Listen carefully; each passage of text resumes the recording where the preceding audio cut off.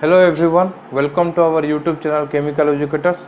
तो हम mole concept के बारे में पढ़ रहे थे और मोल कॉन्सेप्ट में हमने कैसे मिली इक्विवेलेंट का कॉन्सेप्ट यूज करते हैं, कैसे लिमिटिंग रिएजेंट यूज करते हैं उसके बारे में, और थोड़ा सा मिक्सचर हो या एसिड बेस का मिक्सचर हो उसके टाइट्रेशन, वो सब रिलेटेड टॉपिक हमने कवर कर लिया था। तो आज हम पढ़ेंगे मेनली इक्विवेलेंट वेट के ऊपर, जिसके बारे में आपको मैंने थोड़ा सा हिंट दे दिया था जब हम नॉर्मलिटी पढ़ रहे थे। ठीक है, उसका हिंट भी दे दिया था। और यहाँ पे देखेंगे कि वैलेंसी फैक्टर क्या वेरी कर सकता है रिएक्शन के ऊपर डिपेंड करके, उसके बारे में आज हम देखेंगे। तो जानिए कि वैलेंसी फैक्टर भी वेरी करता है रिएक्शन के ऊपर डिपेंड करके। अभी तक हमने जितना भी रिएक्शन का क्वेश्चन किया सब में इतना वेरी नहीं करता है, इसलिए कुछ प्रॉब्लम नहीं आया। पर जहाँ पे कुछ ये क्या बोलते हैं ऑक्सीडेशन रिडक्शन रिएक्शन रहे, उस केस में वेरी करता है। उसके बारे में भी आज हम अच्छे से डिस्कस करेंगे। ठीक है, तो पहले देखिए इक्विवेलेंट वेट क्या होता है। इक्विवेलेंट वेट, और क्या बोलते हैं हम इसको, इक्विवेलेंट मास भी बोलते हैं। उसका जनरल फॉर्मूला याद रखना, जहां पे भी आए क्वेश्चन करना है क्या, molar mass divided by valency factor. तो वैलेंसी फैक्टर कैलकुलेशन आपको मैंने नॉर्मल रिएक्शंस के लिए बता दिया था। अभी कुछ रिडक्स रिएक्शन के लिए भी आपको आज के क्लास में बता दूंगा, पूरा कंप्लीट हो जाएगा। ठीक है, तो इक्विवेलेंट वेट ये है। तो मुझे अगर कोई बोले कि हाइड्रोजन का इक्विवेलेंट वेट कितना होगा, तो हाइड्रोजन का इक्विवेलेंट वेट इक्वल टू हम लिखेंगे क्या, उसका molar mass of hydrogen bye valency factor. Molar mass of hydrogen कितना होता है 2 ग्राम, वैलेंसी फैक्टर होता है 4, इक्वल टू वैलेंसी फैक्टर होता है कितना 2, इक्वल टू क्या हो गया 1 ग्राम हो गया, आया ना। तो हाइड्रोजन का आपको पता चल गया। तो इसका इक्विवेलेंट मास है 1 ग्राम। तो 1 ग्राम को हम हाफ मोल ऑफ H2 भी बोल सकते हैं, क्योंकि H2 का मोलर मास है 2, और हाफ मोल ऑफ H2 अगर बोले तो उसको हम बोल सकते हैं क्या 22.4 divided by 2 litre equal to 11.2 litre of H2 at STP भी बोल सकते हैं।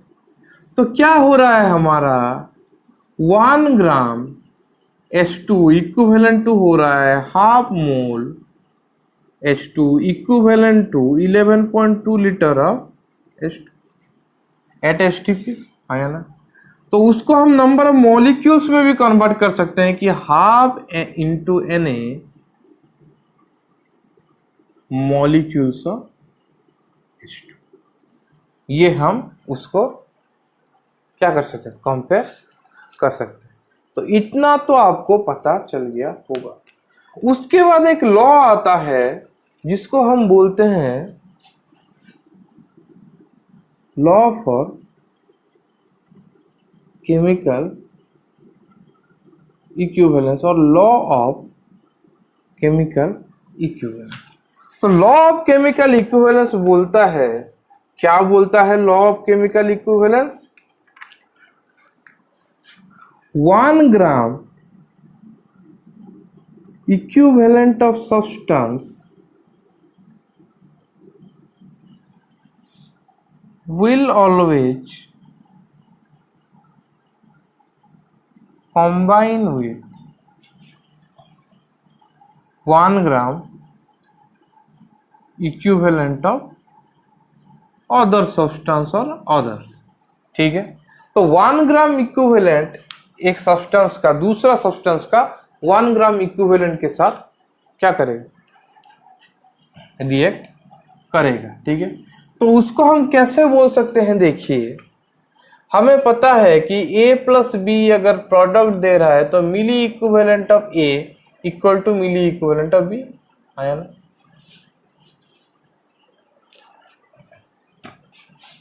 इक्वल टू क्या बोल सकते हैं, मिली इक्विवेलेंट ऑफ प्रोडक्ट भी बोल सकते हैं। तो मिली इक्विवेलेंट आपको पता है, मिली इक्विवेलेंट क्या होता है, मिली इक्विवेलेंट इक्वल टू होता है ग्राम इक्विवेलेंट इंटू 1000। तो यहाँ पे हम पुट कर दें मिली इक्विवेलेंट इक्वल टू क्या लिख देंगे, gram equivalent into 1000 of A equal to gram equivalent into 1000 of B equal to, और ग्राम इक्विवेलेंट ऑफ बी ऐसे लिखेंगे into 1000, A into 1000 equal to gram equivalent of product into 1000। तो 1000 सब में cancel out हो गया, तो क्या हो गया, gram equivalent of A equal to gram equivalent of B equal to gram equivalent of क्या हो गया, पी हो गया। हाँ या ना। तो हम बोल सकते हैं इसको कि 1 ग्राम इक्विवेलेंट ऑफ ए क्या हो जाएगा, 1 ग्राम इक्विवेलेंट ऑफ बी हो जाएगा equal to 1 gram equivalent of क्या हो जाएगा, पी हो जाएगा। मतलब 1 gram equivalent of A will react with 1 gram equivalent of B to give 1 gram equivalent of क्या बोल सकते हैं हम, पी। ये हम बोल सकते हैं। समझ में आया? ठीक है, लॉ ऑफ केमिकल इक्विवेलेंस। तो यहां से हमें पता चल गया, यहां से हमें क्या पता चल गया कि इक्विवेलेंट सेम होना चाहिए अगर उनको रिएक्शन होना करना है। तो हमें पता है कि 1 ग्राम ऑफ H2 जो है, 1 ग्राम H2 का क्या है, इक्विवेलेंट मास है। आया ना, 1 ग्राम H2 का क्या है, इक्विवेलेंट मास है, आपको पता है। तो हम लिख सकते हैं कि amount of substance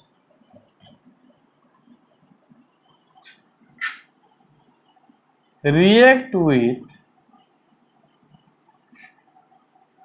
or reacting with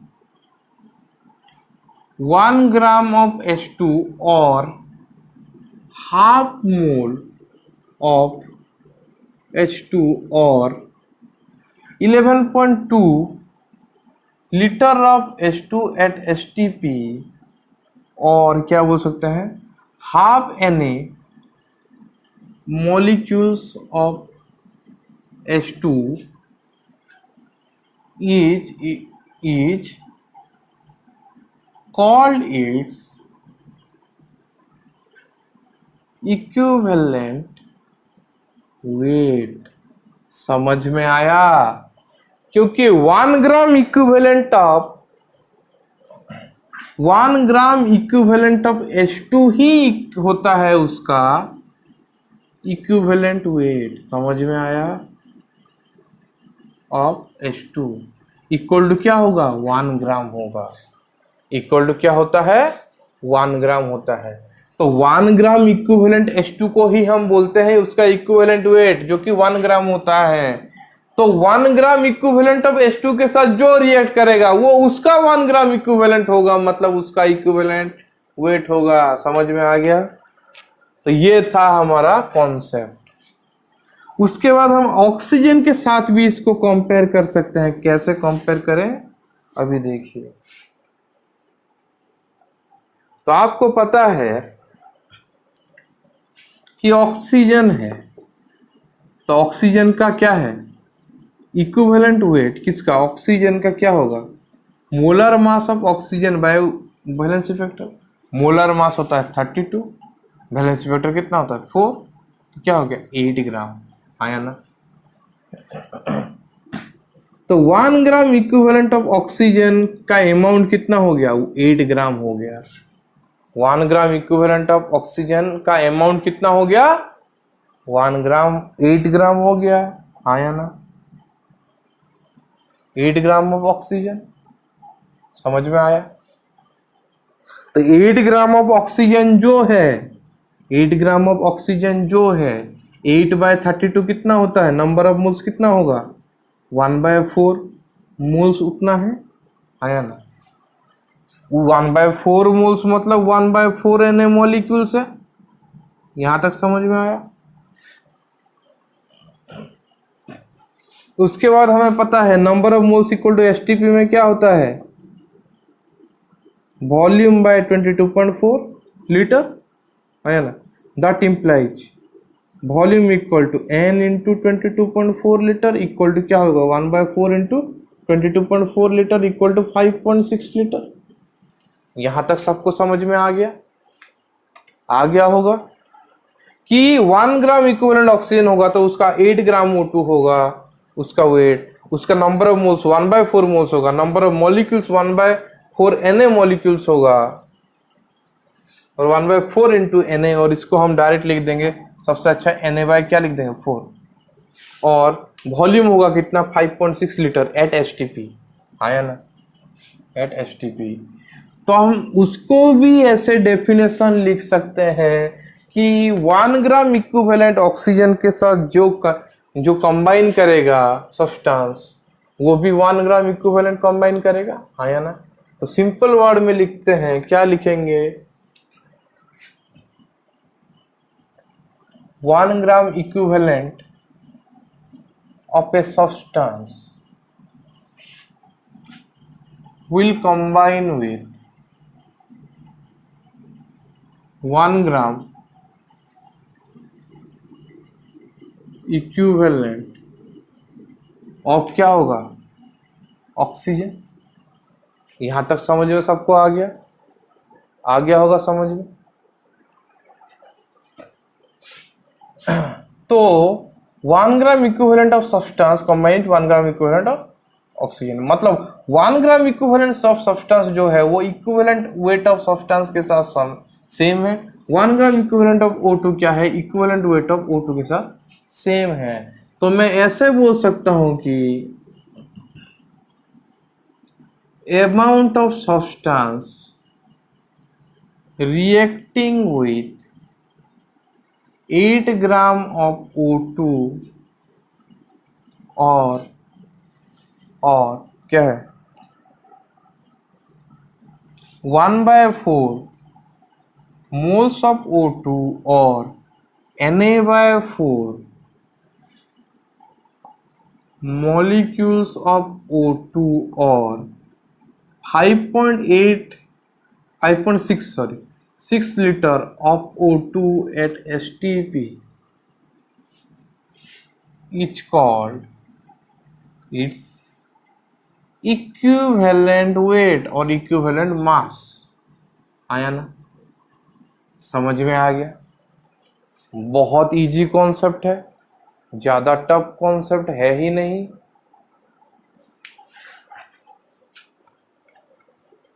तो ये होगा उसका क्या, इक्विवेलेंट मास।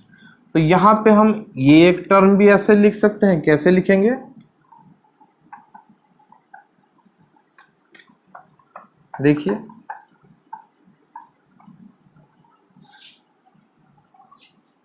कि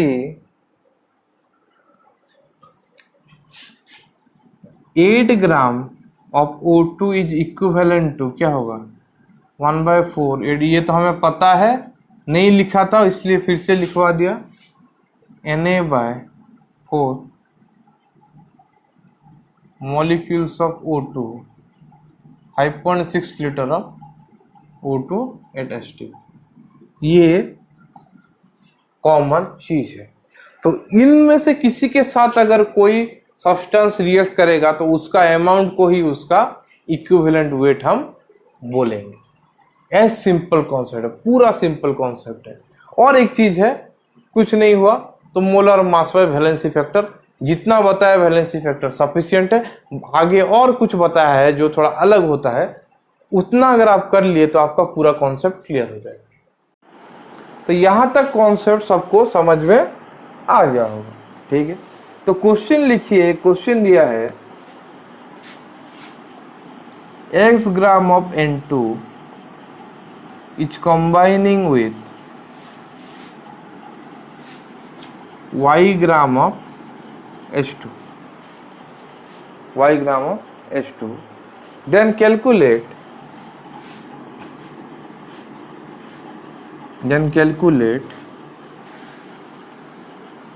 equivalent weight of नाइट्रोजन। ये दिया है क्वेश्चन।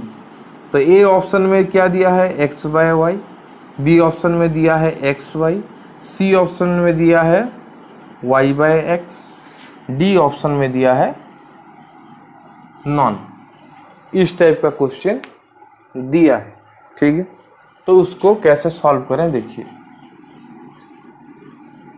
तो सिंपली हम क्या कर देंगे,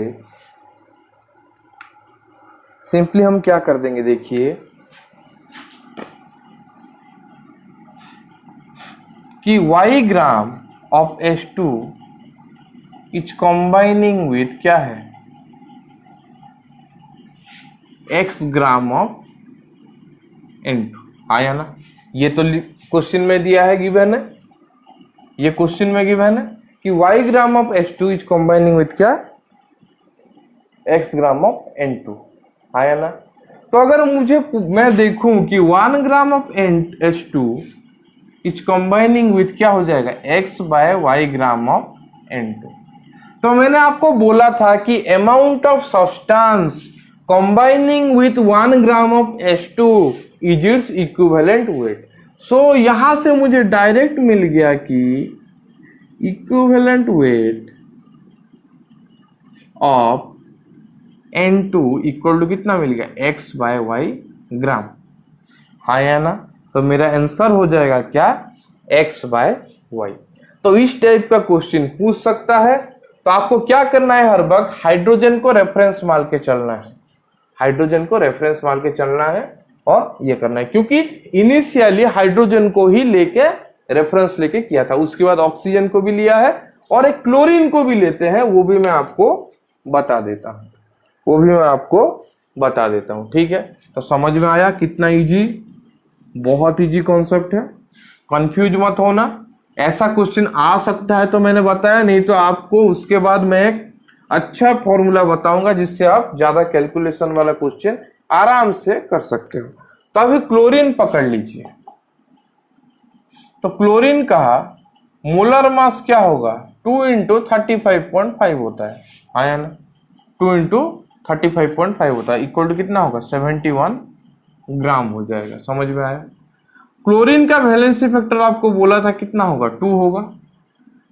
पहले क्या किया था, हाइड्रोजन ऑक्सीजन और क्लोरीन के साथ ही किया था, इसलिए मैं उनका एग्जाम्पल दे के आपको बता रहा हूं। ठीक है, तो इसका इक्विवेलेंट वेट कितना होगा, 71/2 इक्वल टू 35.5 ग्राम। आया ना, तो नंबर ऑफ मोल्स निकालते हैं, कितना हो रहा है 35.5 डिवाइडेड बाय क्या हो रहा है 71 equal to half number of moles हो रहा है। वैसे नंबर ऑफ मोल्स इक्वल से क्या लिख सकता हूं मैं, वॉल्यूम बाय 22.4 जब एसटीपी में हो। आया ना, litre, that implies volume equal to क्या हो जाएगा, n into 22.4 litre equal to half into 22.4 litre equal to 11.2 litre. तो मैं ऐसे बोल सकता हूं कि 35.5 gram Cl2 equivalent to half moles Cl2 equivalent to 11.2 litre Cl2। आया ना, तो मैं ऐसे बोलूंगा इसको कि amount of substance combining with क्या 35.5 ग्राम ऑफ Cl2 और हाफ मोल्स ऑफ Cl2 और 11.2 litre of Cl2 is it's equivalent क्या वेट। ठीक, तो ऐसे में बोल सकता हूं। ये सब स्टेटमेंट आपको क्यों बताया, क्योंकि इससे डायरेक्ट एग्जाम में क्वेश्चन आने का चांसेस रहता है, नहीं तो आप इसको अप्लाई कर सकते हो बहुत जगह पे, पर इतना करने का जरूरत नहीं है। डायरेक्ट करना, इक्विवेलेंट वेट इक्वल टू क्या लिखेंगे, molar weight divided by valency factor. Simply ये फॉर्मूला आप यूज करना। तो किसी का भी अगर मांगा है तो ये फॉर्मूला यूज करना। ठीक है, ज्यादा सोचने का जरूरत नहीं है।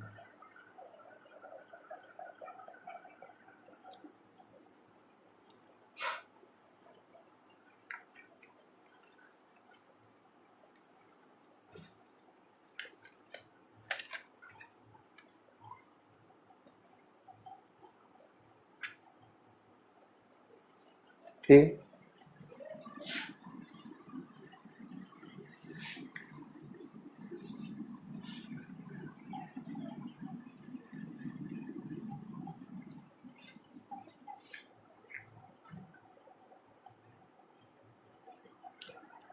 उसके बाद देखते हैं कि इक्विवेलेंट वेट कैसे कैलकुलेट करते हैं। किसके लिए? पहले एसिड के लिए देखेंगे, उसके बाद बेस के लिए देखेंगे, उसके बाद सॉल्ट के लिए भी हम देख लेते हैं। सॉल्ट के लिए भी देख लेते हैं, इसके बारे में हमें पढ़ना है। ठीक है, अगर सिंपली दिया है तो क्या करेंगे, जैसे वैलेंसी फैक्टर किया था वैसे ही, क्या, molar mass of acid divided by क्या, वैलेंसी फैक्टर, इक्वल टू क्या लिख सकते हैं, molar mass of acid by acid का क्या बोलेंगे, बेसिसिटी, मतलब number of replaceable H plus. वैसे इसका बोलेंगे क्या, molar mass by valency factor equal to molar mass by acidity. हाँ या ना? इसका क्या लिखेंगे, molar mass by valency factor. Salt का वैलेंसी फैक्टर कैलकुलेशन ऑलरेडी मैं आपको बता चुका हूं। ठीक है, तो ये कब करेंगे हम, वो भी एक इंपॉर्टेंट मतलब क्वेश्चन है। जब केमिकल रिएक्शन में ऑक्सीडेशन या रिडक्शन ना हो रहा हो। ऑक्सीडेशन क्या होता है और रिडक्शन क्या होता है उसके बारे में मैं आपको आगे बताने भी वाला हूं। ठीक है, जब ऑक्सीडेशन या रिडक्शन ना होता हो तब इसको हम डायरेक्टली भी यूज कर सकते हैं, पर कुछ केसेस है जिसमें क्या करेंगे, आप इसको डायरेक्टली यूज करेंगे तो सही होगा, पर और कुछ केसेस आएगा जिसमें गलत हो सकता है, तो उसके बारे में मैं अच्छे से आपके साथ डिस्कस करवाऊंगा। तो एसिड का वैसा ही कर देंगे। अगर HCl है तो उसका क्या होगा, वैलेंसी फैक्टर हो जाएगा 1, तो MHCl, molar mass of HCl by क्या हो जाएगा, इक्विवेलेंट वेट HCl का क्या हो जाएगा, MHCl बाय वैलेंसी फैक्टर। वैसा इसका E कितना हो जाएगा, इक्विवेलेंट वेट, E लिख सकते हैं इसको।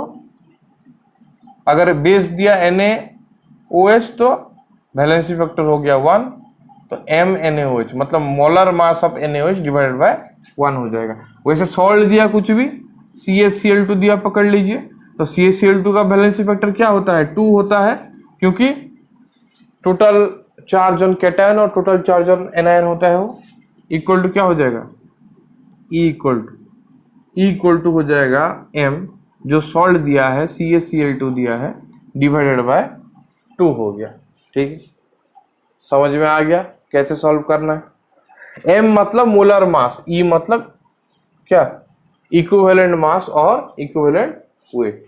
ठीक है,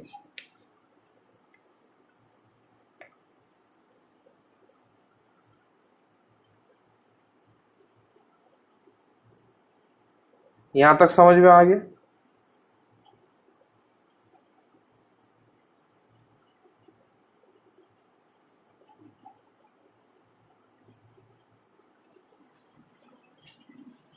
इसको इरेज करता हूं।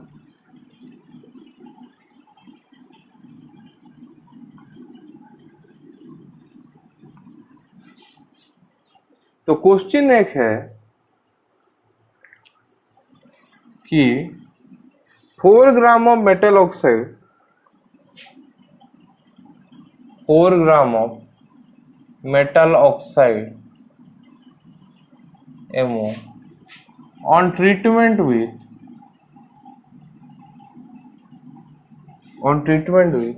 8 treatment with HCl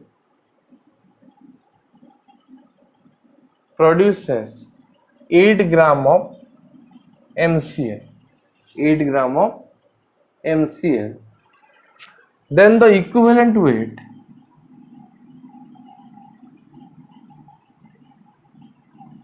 metal oxide, then the equivalent weight of metal is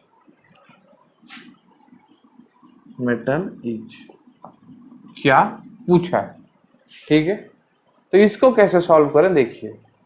तो मेटल ऑक्साइड क्या कर रहा है, ट्रीटमेंट हो रहा है HCl के साथ, प्रोड्यूस कर रहा है क्या, 8 ग्राम ऑफ MCl।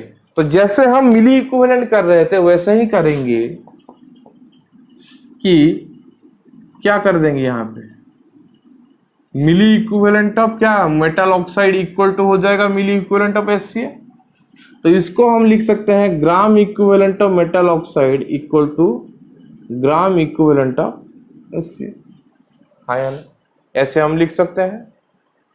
ठीक है, तो ग्राम इक्विवेलेंट क्या होगा, जो W है मेटल ऑक्साइड का कितना दिया है 4 ग्राम, तो 4 बाय इक्विवेलेंट वेट किसका, मेटल ऑक्साइड का, equal to 8 by equivalent weight किसका, HCl। हाँ या ना,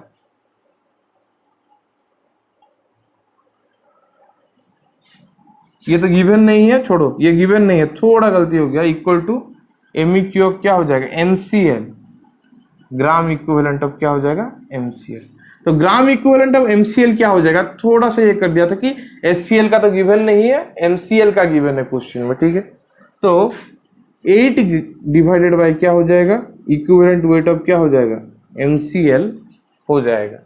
HCl का गिवन नहीं था, MCl का गिवन था। ठीक है, तो अभी देखिए equivalent weight of metal oxide को हम ऐसे भी लिख सकते हैं कि equivalent of weight of metal plus equivalent weight of oxygen, ऐसे भी हम लिख सकते हैं। कैसे, क्यों, देखिए अगर मैं कर रहा हूं इक्विवेलेंट वेट ऑफ H2SO4 तो मैं डायरेक्ट कर सकता हूं H2SO4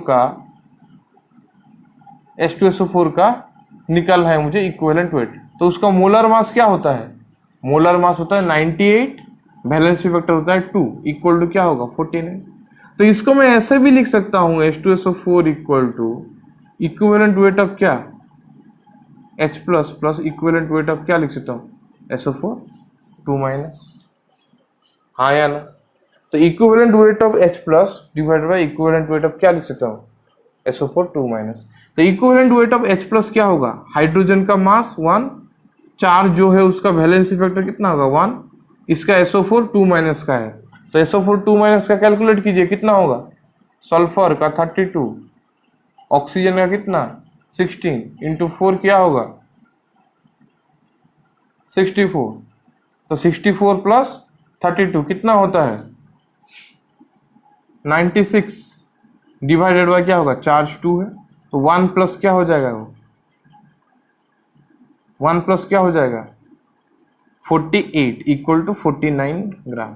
देखिए आप जब आयोन्स होगा तब अगर आप उसका डायरेक्ट निकालेंगे तो भी जितना इक्विवेलेंट वेट आएगा, उसको तोड़ के निकालेंगे तो भी उसका इक्विवेलेंट वेट कितना आएगा, उतना ही आएगा। तो मैं equivalent weight of metal oxide को equivalent weight of metal plus equivalent weight of oxygen लिख सकता हूं, इक्वल टू क्या हो जाएगा, equivalent weight of metal plus equivalent weight of oxygen कितना होगा, molar mass of oxygen O divided by उसका valency factor, equal to equivalent mass of metal plus molar mass of oxygen कितना होता है 16, valency factor 2, तो ये कितना हो जाएगा प्लस 8 हो जाएगा इक्विवेलेंट वेट ऑफ MO। वैसे देखिए इक्विवेलेंट वेट ऑफ NCl को मैं लिख सकता हूं इक्विवेलेंट वेट ऑफ क्या M plus plus equivalent weight of क्या लिख सकता हूं Cl, आया ना, माइनस, वैसे लिख सकता हूं या नहीं, आराम से लिख सकता हूं, आपका मन है आप जैसे भी लिख सकते हो। यहाँ पे उसको आप ऐसे भी लिख सकते हो 2 प्लस, इसको 2 माइनस करके भी लिख सकते हो, नहीं तो डायरेक्ट M और O लिख सकते हो, इधर भी MCl का डायरेक्ट M और Cl लिख सकते हो। ठीक है, इतना समझ में तो आ गया होगा आपको।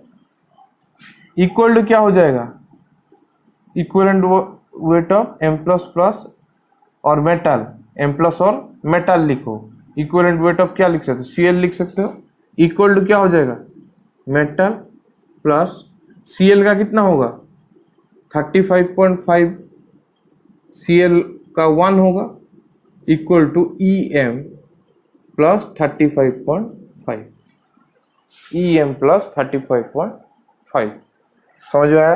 तो इधर पुट कर दीजिए 4 by equivalent weight of metal plus कितना हो रहा है 8, equal to 8 by equivalent weight of metal plus 35.5। ठीक,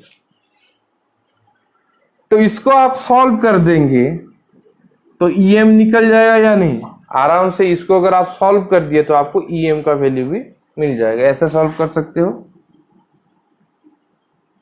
EM प्लस 8/4 इक्वल टू क्या हो जाएगा, EM प्लस 35.5/8। इधर 8 मल्टीप्लाई कर दो, इधर 4 मल्टीप्लाई कर दो और इसको सॉल्व कर दो। समझ में आया?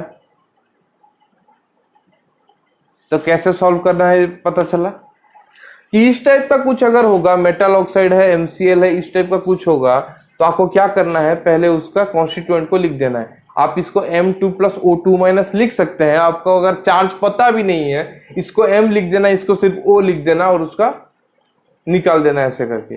वैसे MCl का भी वैसे ही सेम प्रोसीजर में आप निकाल देना, ठीक है। M प्लस Cl माइनस भी आप लिख सकते हो, आपका मन है, ठीक है। तो इसको आप सॉल्व कर देना, यहां से आपको EM मिल जाएगा, इक्विवेलेंट मास मिल जाएगा। तो इसको इरेज कर रहा हूं।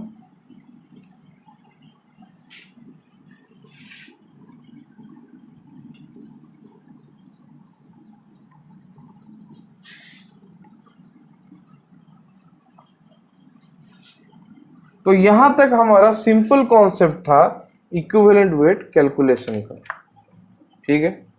अभी हम चलते हैं कि जब ऑक्सीडेशन और रिडक्शन हो रहा होगा तब क्या होगा,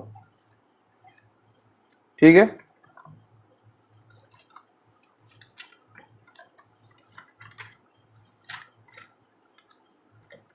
तो हेडिंग दीजिए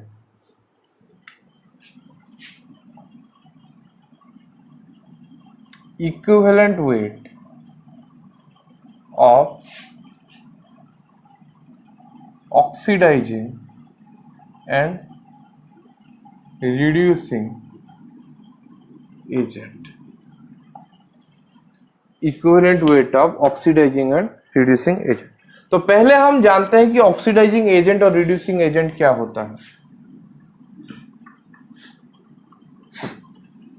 तो पहले जानते हैं ऑक्सीडेशन क्या होता है और रिडक्शन क्या होता है।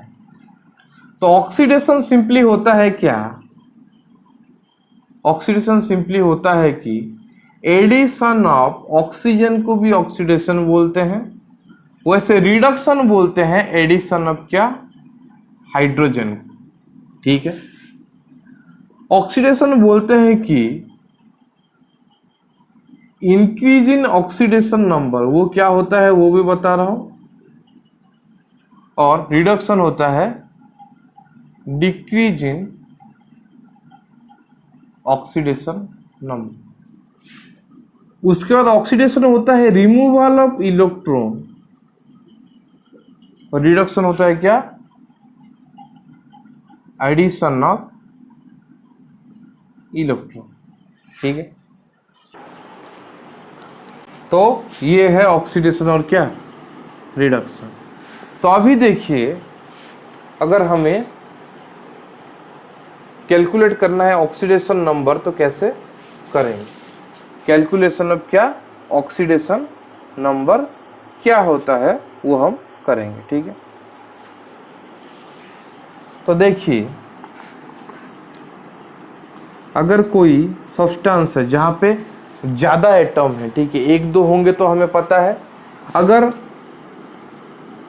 कोई चीज H+ दे रहा है तो उसको हम क्या बोलेंगे, उसका चार्ज +1 बोलेंगे, ठीक है। वैसे अगर H- होगा तो उसको क्या बोलेंगे, -1 बोलेंगे ऑक्सीडेशन नंबर, ठीक है। उसका जैसे Cl- है तो उसका क्या हो जाएगा, -1 हो जाएगा। O2- है तो उसका हो जाएगा -2। नॉर्मली ये सब होता है,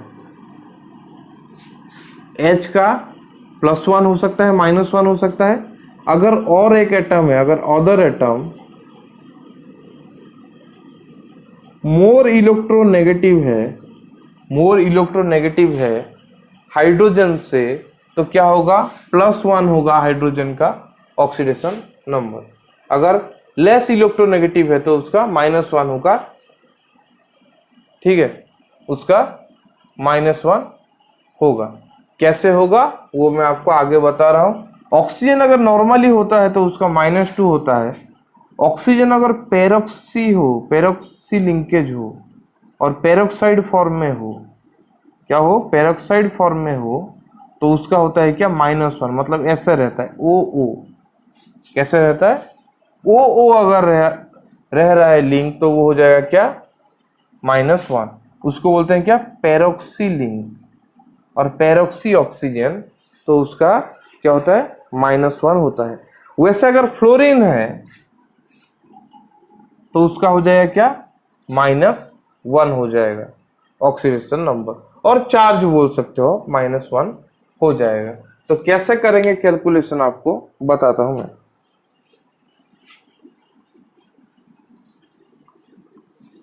ये आपको पढ़ाया भी होगा पहले से, थोड़ा सा आपको इंफॉर्मेशन देता हूं कि पकड़ लीजिए एक मेरा कंपाउंड है क्या, NH3। तो नाइट्रोजन का इलेक्ट्रोनेगेटिविटी आपको पता है कि हाइड्रोजन से क्या रहता है, ज्यादा रहता है, हाँ या ना, ठीक है। तो मुझे अगर नाइट्रोजन का मांगा, मुझे अगर नाइट्रोजन का क्या मांगा, ऑक्सीडेशन नंबर मांगा, तो मैं क्या करूंगा, इसका ऑक्सीडेशन नंबर को मैं x ले जाऊंगा, इसका ऑक्सीडेशन नंबर को मैं क्या ले जाऊंगा, x ले जाऊंगा, ठीक है। उसके बाद ये अगर हाईली इलेक्ट्रोनेगेटिव है तो हाइड्रोजन का मैंने आपको बोला था क्या लेंगे हम, प्लस लेंगे, हाँ या ना। हाइड्रोजन का क्या लेंगे बोला था मैं, +1 लेंगे बोला था।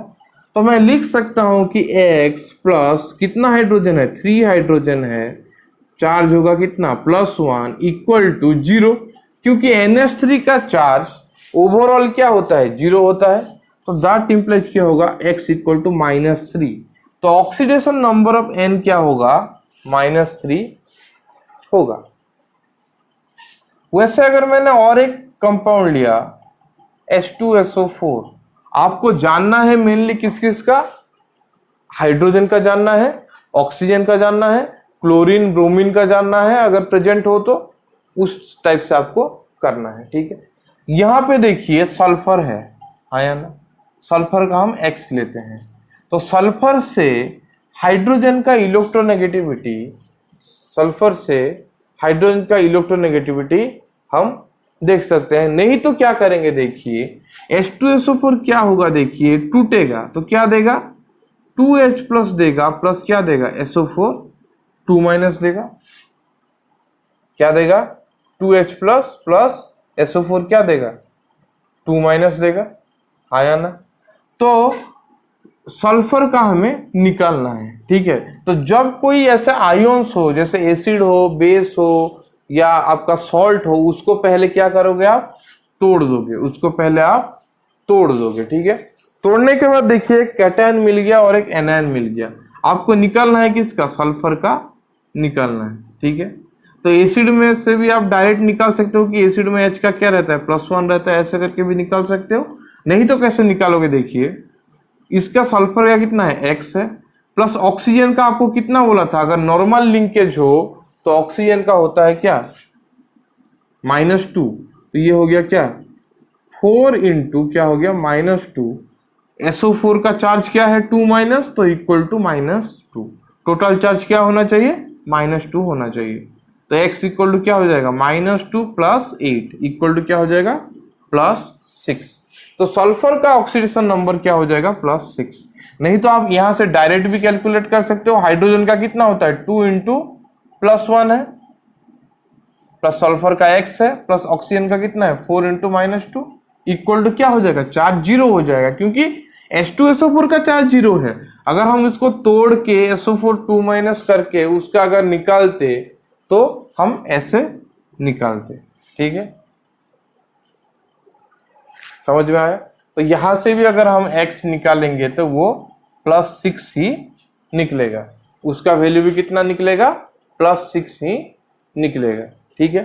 तो ऑक्सीडेशन नंबर नॉर्मली होता है कि जो एटम है उसके ऊपर चार्ज कितना रहना चाहिए, उसके ऊपर चार्ज कितना रहना चाहिए, वही ऑक्सीडेशन नंबर होता है।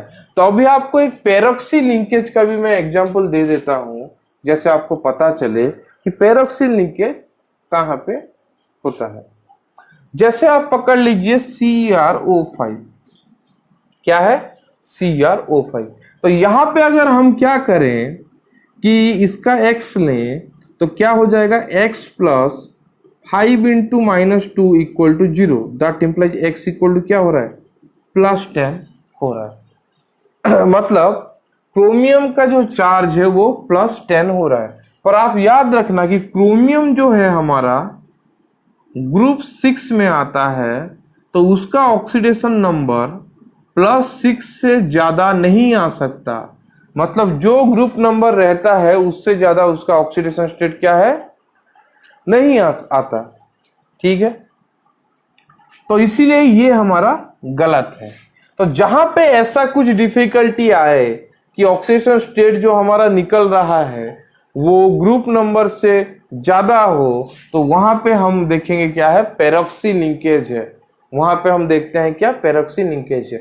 और एक शॉर्टकट फॉर्मूला याद रखिए, अगर ग्रुप नंबर से उसका ज्यादा निकल रहा है सिंपल कैलकुलेशन से, तो हर वक्त उसका ऑक्सीडेशन नंबर ग्रुप नंबर ही आएगा। ठीक है, मैक्सिमम टाइम ये सही होता है। ठीक है, तो हम इसको ऐसे लिख सकते हैं कि ये ऐसे बन रहा है स्ट्रक्चर। कैसे बन रहा है, इसके बारे में आपको इनऑर्गेनिक में ज्यादा पढ़ाएंगे। ठीक है, इनऑर्गेनिक केमिस्ट्री में इसके बारे में ज्यादा पढ़ाया जाएगा। तो ये जो होता है ओ सिंगल बॉन्ड ओ वाला जो बॉन्ड होता है, इसको बोलते हैं क्या, पेरोक्सी लिंकेज। तो यहाँ पे -1 चार्ज रहता है। आपको बताया था कि ऑक्सीजन का चार्ज क्या रहता है, -1, और बाकी जो नॉर्मल ऑक्सीजन है डबल बॉन्ड वाला उसका रहता है -2। ठीक है, तो इसका अगर हम x पकड़े तो हम क्या कर सकते हैं कि x है क्रोमियम का, प्लस पेरोक्सी लिंकेज वाला ऑक्सीजन कितना है, 4 है, तो 4 इंटू -1। एक है क्या आपका नॉर्मल ऑक्सीजन, इक्वल टू क्या हो जाएगा, 0, क्योंकि total charge on the compound is क्या है, 0 है। तो दैट इम्प्लाइज क्या होगा, x इक्वल टू +4 + 2 हो जाएगा, इक्वल टू क्या हो जाएगा, +6 हो जाएगा। मतलब क्रोमियम का ऑक्सीडेशन स्टेट क्या है, +6 है। ठीक है, तो इन सब के बारे में आपको ज्यादा पढ़ाया जाएगा इनऑर्गेनिक केमिस्ट्री के पार्ट में, तो मैं ज्यादा डीप में नहीं जा रहा हूं। तो आपको मैंने एक रफ आइडिया दे दिया कि कैसे ऑक्सीडेशन स्टेट कैलकुलेट करते हैं। ठीक है, तो उसके बाद हम चलते हैं, हमें जो चीज पढ़ना है उसके ऊपर, कि equivalent weight of oxidizing agent और रिड्यूसिंग एजेंट क्या होता है। ठीक है, तो ऑक्सीडेशन और रिडक्शन तो मैंने आपको बता दिया। अभी ऑक्सीडाइजिंग एजेंट क्या होता है और रिड्यूसिंग एजेंट क्या होता है उसके बारे में थोड़ा बता देता हूं। ठीक है, तो एक रिएक्शन देखिए, जिंक का कॉपर सल्फेट के साथ अगर रिएक्शन करेंगे तो वो ZnSO4 देगा, प्लस क्या देगा, कॉपर देगा। एक चीज याद रखना कि अगर नॉर्मल मेटल हो, फ्री मेटल हो, अगर फ्री मेटल हो या फ्री गैस हो, H2 हो, H ना हो, सिर्फ H2 हो, या हो Cl2 हो या O2 हो, इस टाइप का जो आएगा, या N2 हो, अगर नॉर्मल है, मॉलिक्यूल है, तो उनका चार्ज हर वक्त क्या रहता है, 0 रहता है। उनका चार्ज क्या रहता है, 0 रहता है। वैसे कॉपर का भी क्या रहेगा, 0 रहेगा, क्योंकि वो लोग इलेक्ट्रॉनिकली क्या रहता है, न्यूट्रल रहता है। यहाँ पे देखिए कॉपर सल्फेट है या ना, तो आपको पता है कि SO4 क्या होता है, SO4 2- होता है, तो कॉपर का यहाँ पे क्या होगा, 2+ होगा। तो कॉपर अगर 2+ होगा तो SO4 2- होके वो न्यूट्रल बनाएंगे। तो यहाँ पे क्या है, जिंक क्या है, 2+ है, तो जिंक बन रहा है जिंक से जिंक 2+, और कॉपर बन रहा है कॉपर 2+ से क्या, कॉपर। हाँ या ना, इतना तो आपको पता चल गया।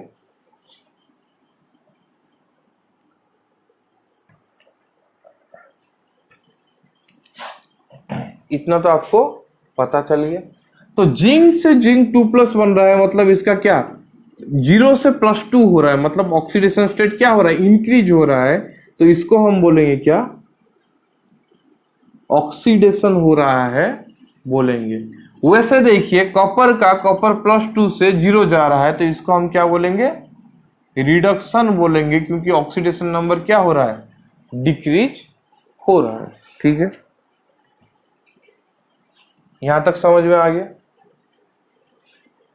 उसके बाद देखिए जिंक क्या हो रहा है, जिंक खुद ऑक्सीडाइज हो रहा है, जिंक क्या हो रहा है, खुद ऑक्सीडाइज हो रहा है।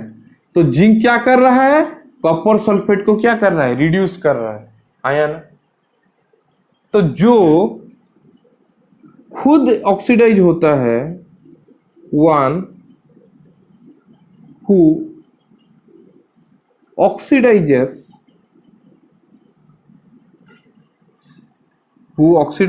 and reduces other is called reducing agent। is called क्या होता है, reducing agent। वैसे ही one who reduces and reduces itself लिख लीजिए, reduces itself and oxidizes other is called oxidizing agent. समझ में आया, मतलब यहां पे जिंक खुद ऑक्सीडाइज हो रहा है पर कॉपर को क्या कर रहा है, रिड्यूस कर रहा है। जिंक खुद ऑक्सीडाइज हो रहा है पर कॉपर को रिड्यूस कर रहा है, तो जिंक को हम क्या बोलेंगे, ऑक्सीडाइजिंग एजेंट। उसको सॉरी, कॉपर को क्या कर रहा है, रिड्यूस कर रहा है, तो उसको बोलेंगे क्या, रिड्यूसिंग एजेंट। मतलब जो खुद ऑक्सीडाइज होगा और दूसरे को रिड्यूस करेगा उसको बोलेंगे क्या, रिड्यूसिंग एजेंट। इधर देखिए कॉपर सल्फेट जो है, कॉपर सल्फेट जो है वो खुद क्या हो रहा है, रिडक्शन हो रहा है, मतलब खुद वो रिड्यूस हो रहा है, पर जिंक को क्या कर रहा है, ऑक्सीडाइज कर रहा है, तो उसको ये बोलेंगे ऑक्सीडाइजिंग एजेंट। ठीक है, तो जो खुद रिड्यूस होता है और दूसरे को ऑक्सीडाइज करता है उसको बोलते हैं ऑक्सीडाइजिंग एजेंट, और जो खुद ऑक्सीडाइज होता है और दूसरे को रिड्यूस करता है उसको बोलते हैं क्या, रिड्यूसिंग एजेंट। मतलब देखिए कि आइदर ऑक्सीडाइज हो या रिड्यूस हो, और ऑक्सीडाइजिंग एजेंट हो या रिड्यूसिंग एजेंट हो, हर वक्त ऑक्सीडेशन स्टेट में क्या हो रहा है, चेंज हो रहा है। हर वक्त ऑक्सीडेशन स्टेट में क्या हो रहा है, चेंज हो रहा है। तो ये जो चेंज हो रहा है ऑक्सीडेशन स्टेट में, उससे हम उसका वैलेंसी फैक्टर निकालते हैं, उससे हम उसका वैलेंसी फैक्टर निकालते हैं। तो यहां पे देखिए जिंक का चेंज हो रहा है और कॉपर सल्फेट का चेंज हो रहा है, तो इन दोनों का हम रिएक्शन के हिसाब से वैलेंसी फैक्टर निकालेंगे। इन दोनों का हम रिएक्शन के हिसाब से वैलेंसी फैक्टर निकालेंगे। मतलब हम सिर्फ रिएक्टेंट स्पेसीज का ही रिएक्शन के हिसाब से वैलेंसी फैक्टर निकालेंगे, पर प्रोडक्ट का रिएक्शन के हिसाब से नहीं निकलता। प्रोडक्ट का नॉर्मली जैसे आपको पहले बताया था वैलेंसी फैक्टर निकालते हैं वैसे ही निकलेगा। ठीक है, तो एक पॉइंट लिख लीजिए,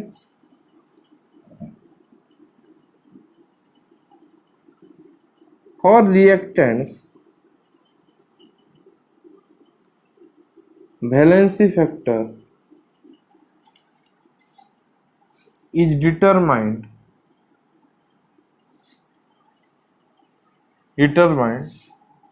by considering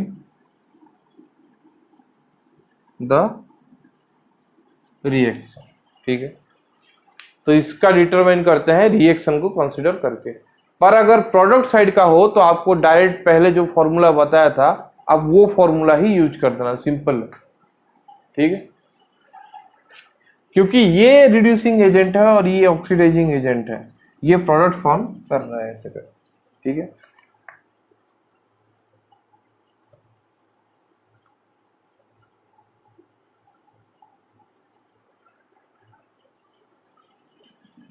समझ में आ गया। तो ये था कुछ उसके related basic concept.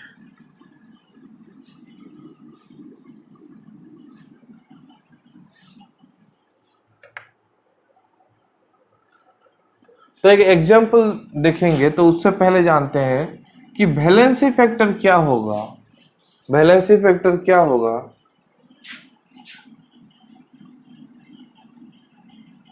Total change in oxidation number divided by total change in oxidation number divided by number of moles of reactant। क्या होता है? Total change in oxidation number divided by number of moles of reactant. मतलब पर mole of reactant कितना oxidation number change हो रहा है, वही हमारा वैलेंसी फैक्टर है। तो एक एग्जांपल देखते हैं, एक हम एग्जाम्पल देखते हैं, ठीक है। दिया है कि SO2 is converting to H2O3 2-। SO2 is converting to क्या करेंगे? H2O3 2-, ठीक है।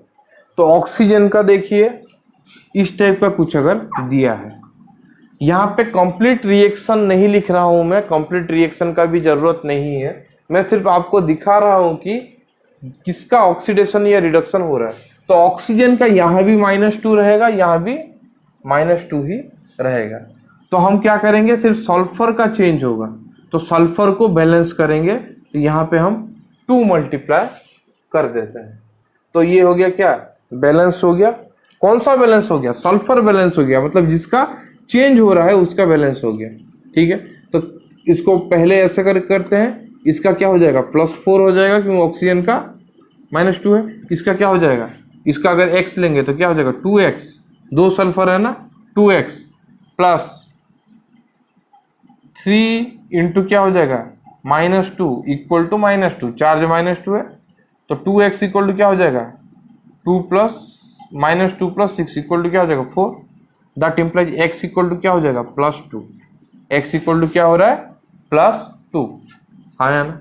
तो यहाँ पे सल्फर क्या बन रहा है? +2 बन रहा है, यहाँ पे सल्फर +2 बन रहा है। तो सल्फर +4 से +2 में जा रहा है, ठीक है। तो यहाँ पे देखिए 2 सल्फर हैं, तो आप ऑक्सीजन को कंसीडर मत करना, ऑक्सीजन को देखना ही नहीं है, क्योंकि जिसका ऑक्सीडेशन स्टेट चेंज हो रहा है उसको ही कंसीडर करना है, उसको बैलेंस कर दीजिए। तो यहाँ पे 2 मल्टीप्लाई कर दिया, ठीक है। यहाँ पे समझ में आया? तो इसका टोटल चेंज कितना हो रहा है? देखिए इसका टोटल कितना हो रहा है? इसका टोटल जो है, इसका जो टोटल है, मतलब ऑक्सीडेशन स्टेट 2 सल्फर के लिए होगा, तो 2 सल्फर के लिए कितना हो रहा है? +8 हो रहा है, +4 इंटू 2 क्या हो रहा है? +8। यहाँ पे भी 2 सल्फर है, तो +2 इंटू 2 क्या हो रहा है? इसका +4 हो रहा है। सिंपल, आप देखिए, ज्यादा घुसने का जरूरत नहीं है, जैसे आपको बता रहा हूं वैसे मेथड अगर फॉलो करेंगे तो कभी गलत नहीं होगा। तो 2 सल्फर है तो +8 हो गया, 2 सल्फर है तो क्या होगा? +4। तो इनका डिफरेंस कितना आ रहा है? +8 से +4, तो इनका डिफरेंस आ रहा है क्या? 4, आया ना। तो इसका वैलेंसी फैक्टर क्या होगा? इसका वैलेंसी फैक्टर होगा change in oxidation number divided by क्या लिखा था? Number of moles of reactant. ऐसे करके हम वैलेंसी फैक्टर किसका निकालेंगे? इसका निकालेंगे। समझ पा रहे हो? वैलेंसी फैक्टर किसका निकल रहा है? रिएक्टेंट साइड का निकल रहा है, प्रोडक्ट साइड का नहीं निकल रहा है, रिएक्टेंट साइड का निकल रहा है। मतलब क्योंकि ये चेंज हो रहा है, इसका ही ऑक्सीडेशन स्टेट क्या हो रहा है? चेंज हो रहा है। समझ में आया? तो यहां तक समझ में आ गया। तो चेंज इन ऑक्सीडेशन नंबर कितना होता है? 4 डिवाइडेड बाय क्या होगा? Number of moles of reactant कितना है? बाय 2 इक्वल टू क्या हो जाएगा? 2। तो वैलेंसी फैक्टर कितना आ जाएगा? 2। तो इक्विवेलेंट वेट ऑफ SO2 क्या होगा? Molar mass of SO2 divided by valency factor जो कि 2 है। समझ में आया कैसे करना है? समझ में आया है नहीं? तो हमें पहले वैलेंसी फैक्टर निकाल देना है और ये करना है।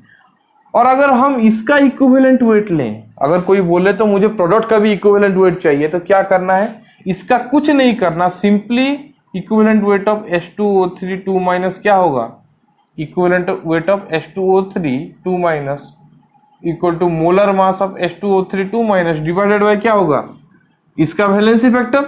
तो चार्ज स्पेसिस का वैलेंसी फैक्टर क्या होता है, उसका चार्ज होता है बाय 2। समझ में आया। इसके लिए चेंज कंसीडर नहीं करना है प्रोडक्ट के लिए, रिएक्टेंट अगर है तो ही चेंज को हम देखेंगे कि कितना ऑक्सीडेशन स्टेट में चेंज हो रहा है। प्रोडक्ट के लिए नहीं देखना है, बार बार बता रहा हूं, रिएक्टेंट के लिए देखना है। ठीक है, क्या चेंज, प्रोडक्ट के लिए सिंपल यूज करना है फॉर्मूला जो मैंने आपको पहले बताया था वैलेंसी फैक्टर कैलकुलेशन का। ठीक है, इसके लिए सिंपल फॉर्मूला यूज करना है, इसके लिए रिएक्शन को देखना है। तो अभी ऐसे निकल सकता है, तो मैं इसको क्या कर सकता हूं, एक सिंप्लीफाई में लिख सकता हूं, एक सिंप्लीफाई फॉर्मूला में लिख सकता हूं कि वैलेंसी फैक्टर इक्वल टू क्या होगा, change in oxidation number divided by number of moles of reactant को n रिएक्टेंट मैंने लिख दिया। ठीक है, n रिएक्टेंट मैंने लिख दिया। तो मेरा इक्विवेलेंट वेट क्या हो जाएगा, मोलर वेट और molar mass divided by valency factor equal to molar mass divided by change in oxidation number divided by reactant, है ना, ये होगा। तो इक्वल टू क्या होगा, E equal to M into N reactant divided by change in oxidation number. तो ये मेरा डायरेक्ट स्टेप हो जाएगा। अगर मुझे वैलेंसी फैक्टर कैलकुलेट करना है तो ऐसे कैलकुलेट करूंगा, इक्विवेलेंट वेट अगर डायरेक्ट कैलकुलेट करना है तो ये वाला फॉर्मूला मैं यूज कर सकता हूं। तो आप ये वाला फॉर्मूला यूज करके इक्विवेलेंट वेट कैलकुलेट करो या पहले वैलेंसी फैक्टर निकाल के इक्विवेलेंट वेट कैलकुलेट करो, सेम ही चीज है। ठीक है,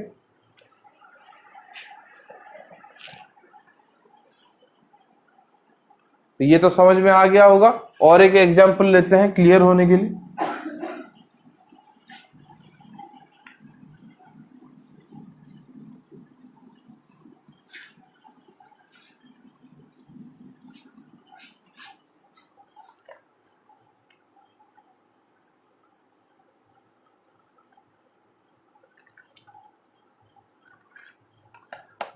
तो उसमें 2 पॉइंट लिख लीजिए। क्या लिखना है, एटम्स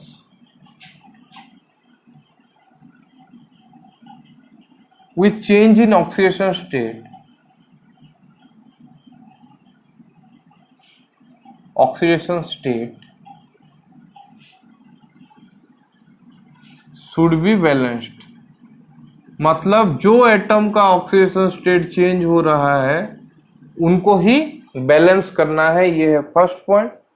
सेकंड पॉइंट है total change in oxidation state, total change in oxidation state should be considered. मतलब हमें टोटल चेंज देखना है, जितना एटम है उसके हिसाब से टोटल चेंज दिखना है। ठीक है, समझ में आए। तो अभी इसका हम केस 1 पढ़ते हैं। केस 1 में आएगा इफ ओनली वन एटम, अगर वन एटम, सिर्फ one atom in A molecule undergoes change, अगर एक ही एटम हमारा चेंज हो रहा है। ठीक है, चेंज मतलब क्या होगा, आइदर उसका ऑक्सीडेशन हो रहा होगा और रिडक्शन हो रहा होगा। ठीक है, तो क्या करेंगे हम, एक एग्जांपल पकड़ लीजिए, SO2 से SO3 हो रहा है। SO2 से SO3 हो रहा है। तो इसका रहेगा कितना +4, इसका हो जाएगा कितना +6, क्योंकि ऑक्सीजन का -2 है। कैलकुलेशन करना बता दिया था, खुद प्रैक्टिस करना, एक बता दे रहा हूं फिर भी। SO2 है तो इसका अगर x पकड़ेंगे तो x plus 2 into -2 equal to 0, तो x इक्वल टू क्या हो जाएगा +4 आ जाएगा। यहाँ पे वैसे x plus 3 into -2 equal to 0, तो x इक्वल टू क्या आ जाएगा +6, इसका आ जाएगा x इक्वल टू +4। ठीक है, एक बता दिया, फिर भी आप खुद भी कैलकुलेट कर सकते हो, बहुत ईजी है।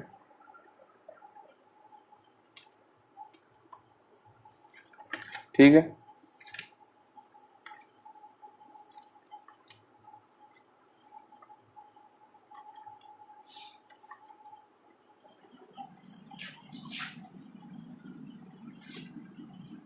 तो क्या था SO2 चेंज हो रहा था किसमें SO3 में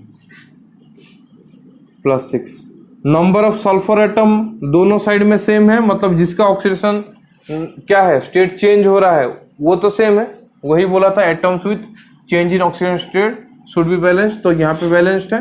उसके बाद हमें देखना है टोटल चेंज, तो इसका टोटल कितना होगा +4 होगा, इसका टोटल कितना होगा +6, क्यों दोनों एक है। तो चेंज कितना है +4 से +6, +4 से +6 जा रहा है, चेंज होगा 2, तो इसका वैलेंसी फैक्टर क्या हो जाएगा 2, क्योंकि वैलेंसी फैक्टर क्या होता था चेंज डिवाइडेड बाय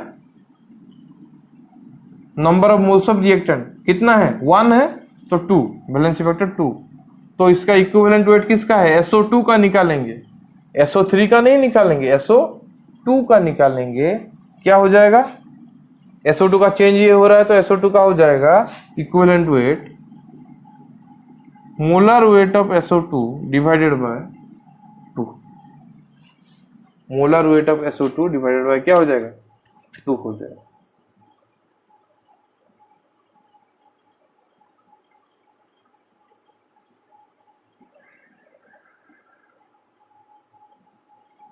ठीक है, वैसे हमने और एक किया था, याद कीजिए हमने क्या किया था SO3 से H2O3 किया था, हाँ या ना, और जो भी किया था। तो अभी और एक है H2O3 2- से मेरा SO3 हो रहा है, H2O3 2- से क्या हो रहा है SO3 हो रहा है। तो मुझे क्या करना है, पहले इसका निकालना है, कितना आएगा +6, इसका आएगा कितना +2, आया ना, +6 और +2। उसके बाद क्या करना है, जिसका ऑक्सीजन स्टेट क्या है चेंज हो रहा है उसको बैलेंस, तो सल्फर को बैलेंस करना है, तो इधर 2 मल्टीप्लाई करना है। तो इधर कितना हो रहा है टोटल +4 हो रहा है, इधर कितना हो रहा है +12 हो रहा है, आया ना, 6 × 2 12। तो इसका चेंज कितना हो रहा है 12 से 4, तो ये हो जाएगा 8, ये हो जाएगा कितना 8। तो वैलेंसी फैक्टर इक्वल टू क्या होगा 8 चेंज डिवाइडेड बाय क्या होगा जो रिएक्टेंट का नंबर ऑफ मोल्स है, प्रोडक्ट का नंबर ऑफ मोल्स इधर 2 है, प्रोडक्ट को तो हमें नहीं देखना है, रिएक्टेंट का नंबर ऑफ मोल्स कितना है 1 है, तो 1 इक्वल टू क्या हो गया 8, तो वैलेंसी फैक्टर 8। तो मेरा इक्विवेलेंट वेट ऑफ किसका हर वक्त रिएक्टेंट का ही लेते हैं, प्रोडक्ट का नहीं लेते। प्रोडक्ट का नॉर्मली जैसे हम कैलकुलेट करते थे वैसे ही कैलकुलेट प्रोडक्ट का करना है, पर रिएक्टेंट का वैसा नहीं कर सकते। इक्वल टू क्या होगा mass of minus divided by क्या होगा वैलेंसी फैक्टर। ठीक है,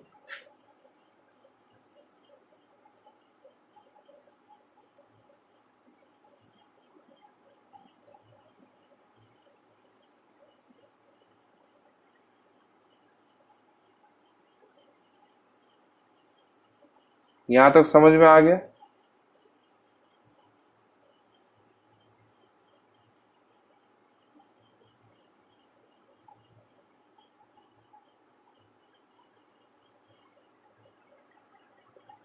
उसके बाद और एक एग्जांपल देखिए, क्या हो रहा है, एक हो रहा है NH3 से N2, ये रिएक्शन के ड्यूरिंग चेंज हो रहा है, और एक हो रहा है N2O4 से N2O5। N2O5। तो पहला केस में देखिए NH3 है, मोर इलेक्ट्रोनेगेटिव कौन है, नाइट्रोजन है, तो हाइड्रोजन का क्या होगा, +1 होगा, है या ना, तो इसका कितना हो जाएगा -3, N2 का तो 0 है या ना। तो चेंज देखिए अभी N2 है मतलब 2 नाइट्रोजन है, इधर कितना है, 1 नाइट्रोजन है, तो इसको मल्टीप्लाई करेंगे तो इसका टोटल है -6, इसका है 0। तो चेंज कितना होगा, हर वक्त चेंज तो प्लस में ही आएगा, चेंज कभी तो माइनस में नहीं आएगा ना, तो चेंज होगा 6। 0 to 6 मतलब कितना है, 6 है। और हायर माइनस लोअर कर देना, हर वक्त क्या करना, हायर माइनस लोअर कर देना, ठीक है।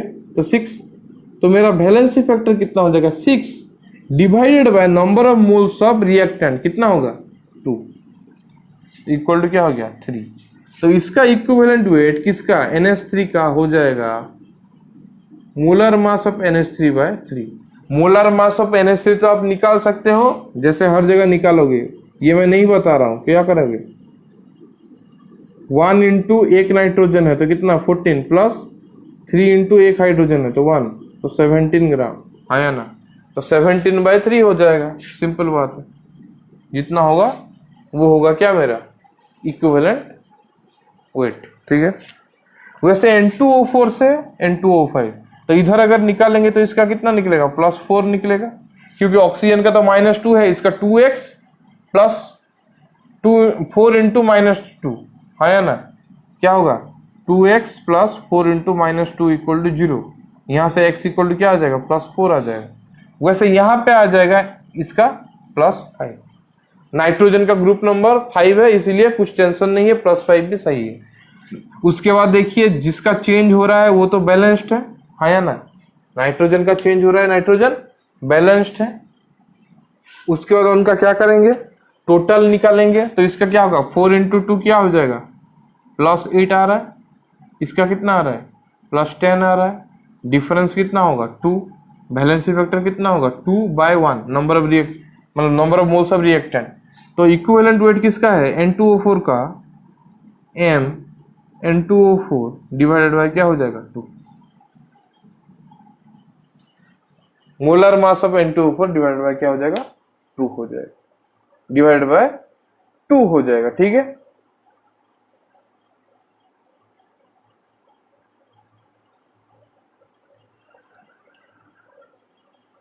और एक है अभी, और एक है अभी क्या,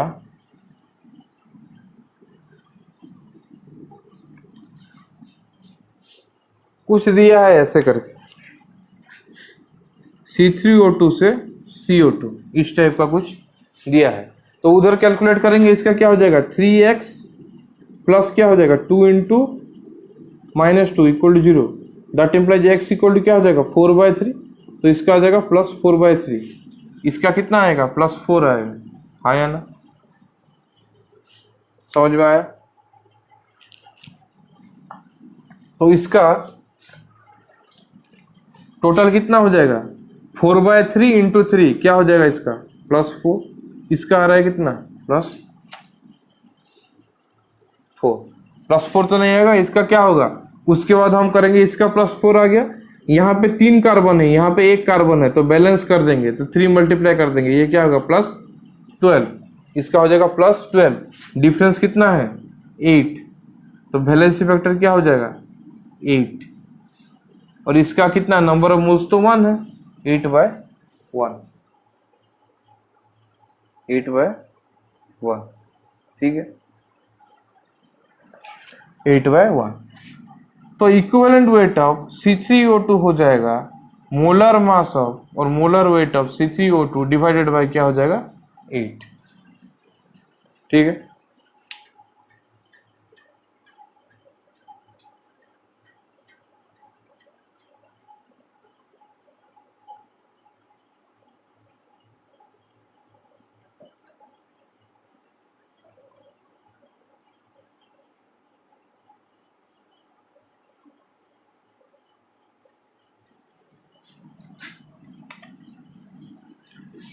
तो और एक एग्जांपल देखते हैं अभी, उसके बाद देखिए एक दिया है KMnO4 to K2MnO4। तो KMnO4 टूट के देता है K plus plus MnO4 minus, ये टूट के देगा 2K plus plus MnO4 2 minus MnO4 2 minus. ठीक है, यहाँ तक समझ में आया। तो इसको अगर हम देखेंगे कैलकुलेट करके, तो इसका x किया तो x plus 4 into minus 2 equal to -1, that implies x equal to क्या होगा +7 आ रहा है। वैसे इसके केस में इसको अगर x लिए तो x plus 4 into -2 equal to -2, that implies x equal to आ रहा है +6। तो इसका +7 है, इसका कितना है +6 है ऑक्सीडेशन स्टेट। ठीक है, तो दोनों में Mn तो सेम है, एक एक है, तो बैलेंस करने का जरूरत नहीं है। चेंज कितना हो रहा है 1, चेंज हो रहा है 1। तो वैलेंसी फैक्टर कितना हो जाएगा 1 divided by number of moles कितना है 1 है 1। किसका वैलेंसी फैक्टर ये KMnO4 का है। किसका वैलेंसी फैक्टर है ये KMnO4 का है, K2MnO4 का नहीं है, KMnO4 का है। ठीक है, तो that implies equivalent weight of KMnO4 equal to molar mass of KMnO4 divided by its valency factor 1। ठीक है, यहां तक आपको समझ में आ गया हो।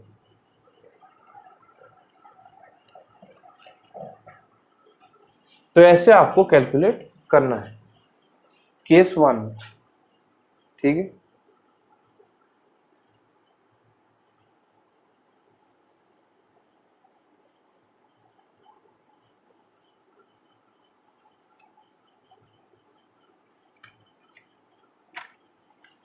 तो सबको तो समझ में आ गया होगा।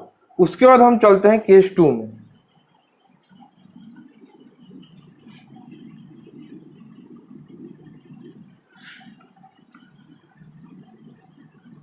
तो मेरा केस 2 क्या है,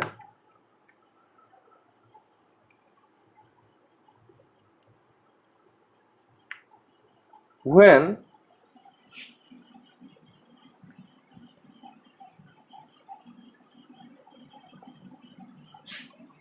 no change in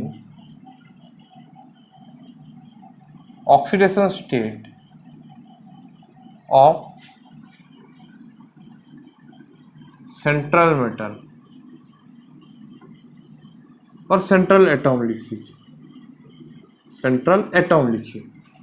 तो जब ऑक्सीडेशन स्टेट का चेंज नहीं हो रहा है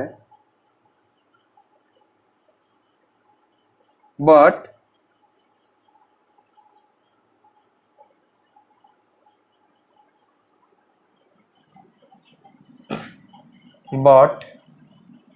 there is gain or loss of either oxygen और हाइड्रोजन और इलेक्ट्रॉन।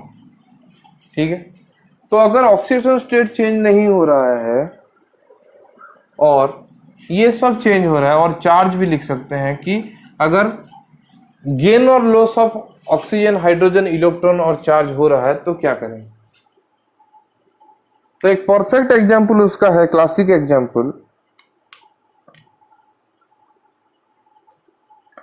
कि SO3 से SO4 2 माइनस को जा रहा है, SO3 से SO4 2 माइनस को जा रहा है। तो इसका भी अगर कैलकुलेट करें तो x plus 2 into -3 into -2 equal to 0, तो x इक्वल टू क्या निकल रहा है +6 निकल रहा है। इसका भी x प्लस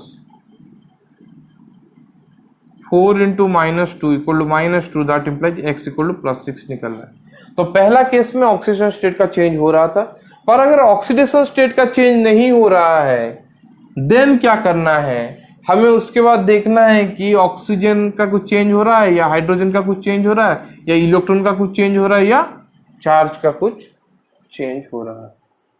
ठीक है,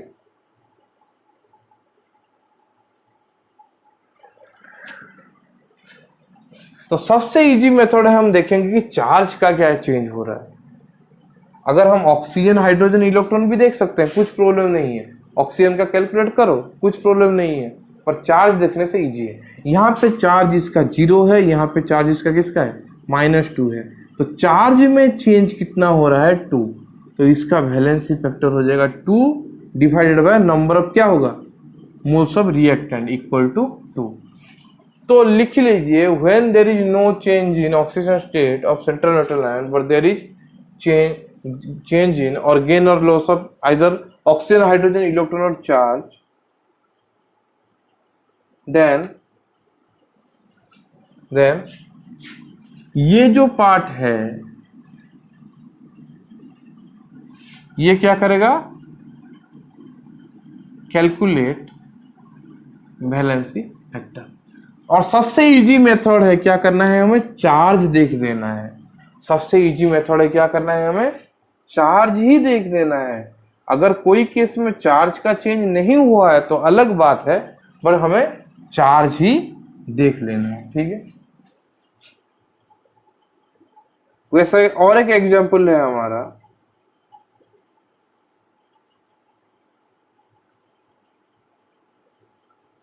कि N2O5 दे रहा है NO3 माइनस, N2O5 दे रहा है NO3 माइनस। तो पहले क्या करना है, जैसे पहले करते थे, दोनों का ऑक्सीजन स्टेट क्या है, चेंज नहीं हो रहा है। इसका भी +5 है, इसका भी कितना आ रहा है, +5 ही आ रहा है, ठीक है। तो no change in oxygen state, पर यहाँ पे चार्ज का चेंज हो रहा है। इसमें चार्ज 0 है, इसमें चार्ज कितना है, -1 है, क्योंकि माइनस है तो चेंज हो रहा है, हाँ या ना। तो उसके बाद क्या करना है, हमें इसको बैलेंस करना है। यहाँ पे 2 नाइट्रोजन है तो यहाँ पे भी 2 मल्टीप्लाई करना है। तो इसका तो 0 ही रह रहा है, इसका टोटल कितना हो रहा है, -1 इंटू 2 क्या हो रहा है, -2। तो चेंज कितना है, 2 है। चेंज कितना है, 2 है। तो वैलेंसी फैक्टर कितना होगा, 2 divided by number of moles of reactant equal to 2, ठीक है। समझ में आया। तो इसमें भी लिख लीजिए, equivalent weight of SO3 equal to हो जाएगा SO3 डिवाइडेड बाय 2। यहाँ पे हो जाएगा equivalent weight of N2O5 equal to क्या हो जाएगा, molar mass of N2O5 divided by 2, ठीक है। बहुत इजी मेथड।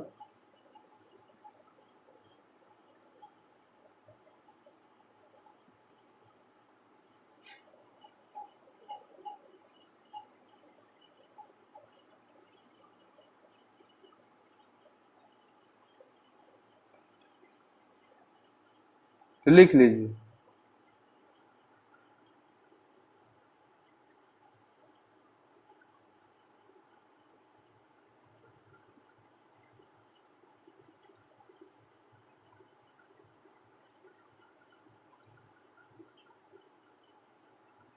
उसके बाद और एक है,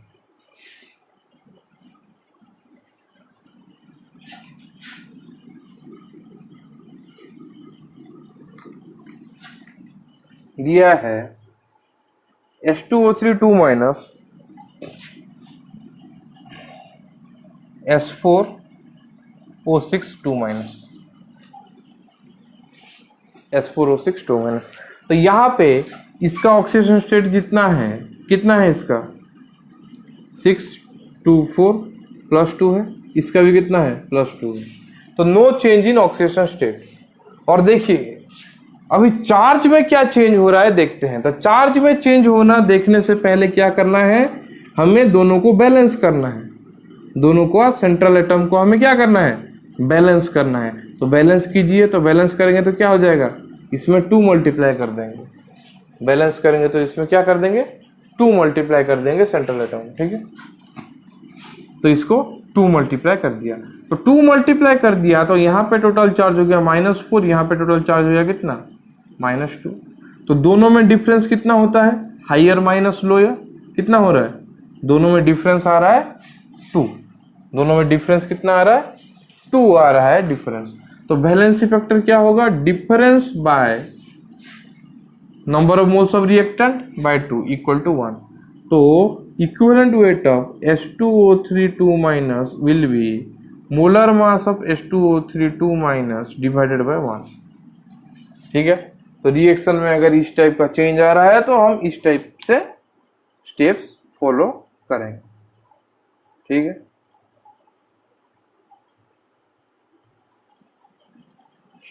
समझ में आया? तो यहां पे हमारा केस 2 खत्म होता है। अच्छे तरह से ये देख लेना वीडियो को, बहुत इंपॉर्टेंट है ये। उसके बाद देखिए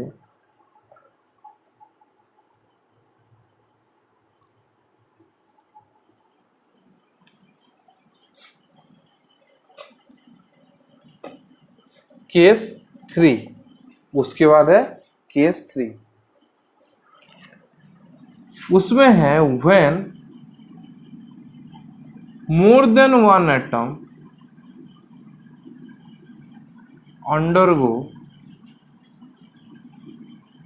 ऑक्सीडेशन और रिडक्शन।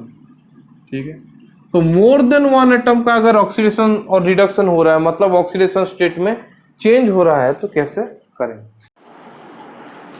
तो एग्जाम्पल लिखे FeC2O4 giving rise to Fe3 plus CO2। तो हमें क्या करना है, Fe हमारा एक बन रहा है Fe3 प्लस, और एक ऑक्सीडेशन स्टेट में चेंज कहाँ पे हो रहा है, देखिए अच्छे से। यहाँ पे अगर Fe का हम 3 प्लस, ये Fe है, तो ये होता है Fe2 प्लस होगा, क्योंकि ये टूट के देगा Fe2 plus plus C2O4 2 minus, plus क्या देगा C2O4 2 माइनस, हाँ या ना? तो C2O4 2 माइनस में, C2O4 2 माइनस में इसका ऑक्सीडेशन स्टेट कितना रहेगा, +2 रहेगा, हाँ या ना?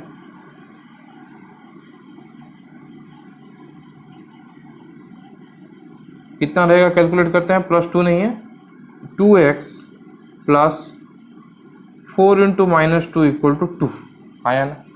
ये तो रहेगा, तो ये हो जाएगा 2x इक्वल टू -2, ये +6, ये -2 है तो +6, x इक्वल टू क्या हो रहा है, +3, तो इसका रहेगा +3। उसके बाद CO2 में इसका क्या रह रहा है, +4, आया ना?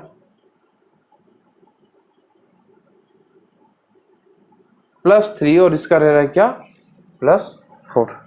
ठीक है, तो ये टूट के 2 दे रहा है, Fe2 प्लस दे रहा है, C2O4 2 माइनस, तो Fe2 प्लस Fe3 प्लस बन रहा है, C2O4 2 माइनस CO2 बन रहा है। ठीक है, तो यहां से पहले इसका कैलकुलेट कर दिया, इसका कैलकुलेट कर दिया, इसको तो बैलेंस करने का जरूरत नहीं है। चेंज कितना हो रहा है इसमें, 1, इसमें चेंज हो रहा है कितना, 1, इसमें कितना चेंज हो रहा है, अभी देखते हैं। बैलेंस करने के लिए यहाँ पे 2 मल्टीप्लाई किया, हाँ या ना? यहाँ पे 2 मल्टीप्लाई किया, तो 2 मल्टीप्लाई किया तो इसका टोटल कितना आ गया, +6 आ गया, इसका टोटल कितना आ गया, +8 आ गया, हाँ या ना? तो चेंज कितना है, 2 है। तो हमें क्या करना है, वैलेंसी फैक्टर के लिए इन दोनों को ऐड कर देना है, इन दोनों को क्या कर देना है, ऐड कर देना है, मतलब 1 + 2 करके 3 कर देना है। तो टोटल वैलेंसी फैक्टर क्या मिल गया हमारा, 3। तो मेरा इक्विवेलेंट वेट FeC2O4 का हो जाएगा क्या, m FeC2O4/3। समझ में आया? जब इनको हम सेपरेट करेंगे तब नहीं देखेंगे कि इसका नंबर ऑफ मोल्स क्या है, कुछ नहीं देखना है। पहले हमें टोटल चेंज निकाल देना है, आया ना? टोटल चेंज क्या होगा, 1 + 2 क्या हो गया, 3 हो गया। Number of moles of reactant कितना है, टोटल रिएक्टेंट देखेंगे 1 है, तो वैलेंसी फैक्टर 3 होगा, ये इतना होगा। ठीक है, और एक एग्जांपल अच्छे तरह से देके बता देता हूं।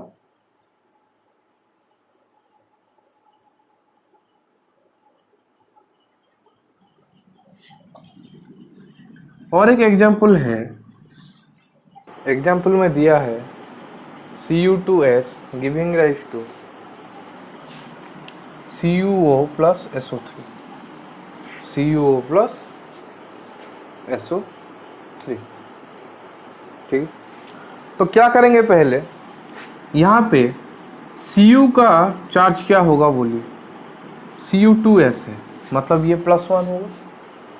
क्यों +1 होगा, क्योंकि सल्फाइड का होता है -2, तो ये इसको अगर x लें तो 2x - 2 = 0, दैट इम्प्लाइज x = क्या हो जाएगा, +1 हो जाएगा। आयन यहाँ पे क्या होगा 2+, क्योंकि O का क्या है 2-, और यहाँ पे इसका आ जाएगा +6, सल्फर का ऑक्सीडेशन स्टेट हो जाएगा +6।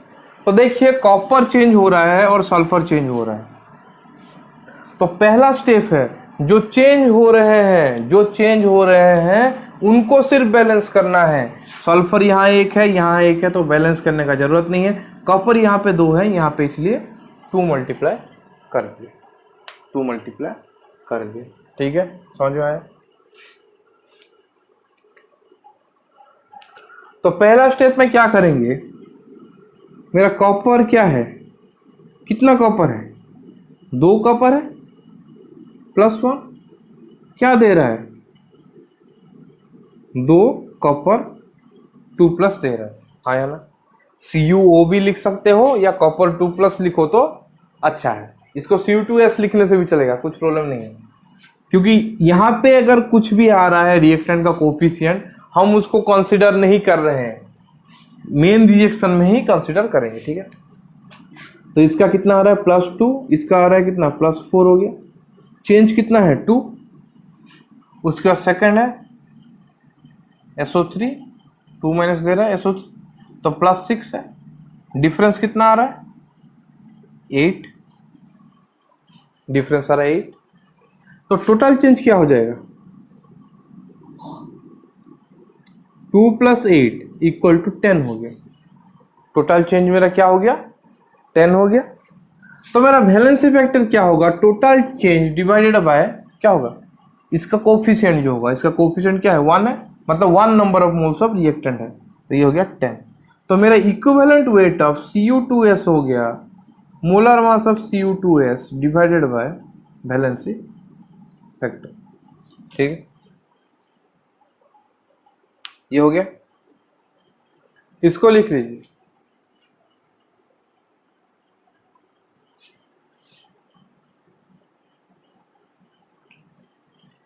ठीक है, उसके बाद और एक एग्जांपल देखते हैं, फाइनल एग्जांपल इस टाइप का।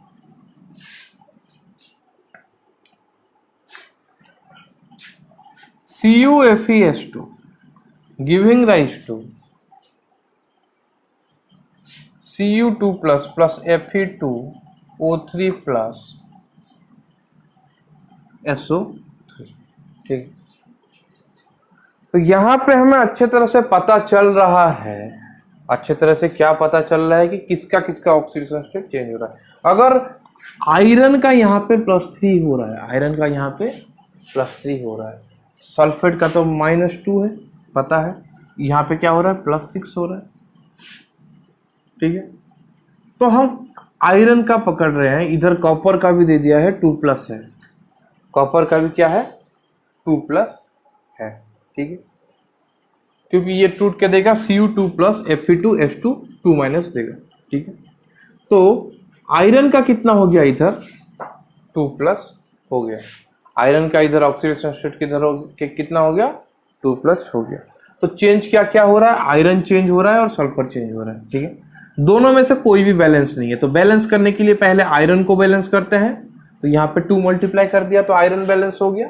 उसके बाद सल्फर कितना बन गए 4 बन गए, तो इधर सल्फर बैलेंस करने के लिए इधर 4 मल्टीप्लाई कर दिए, इधर 4 मल्टीप्लाई कर दिए।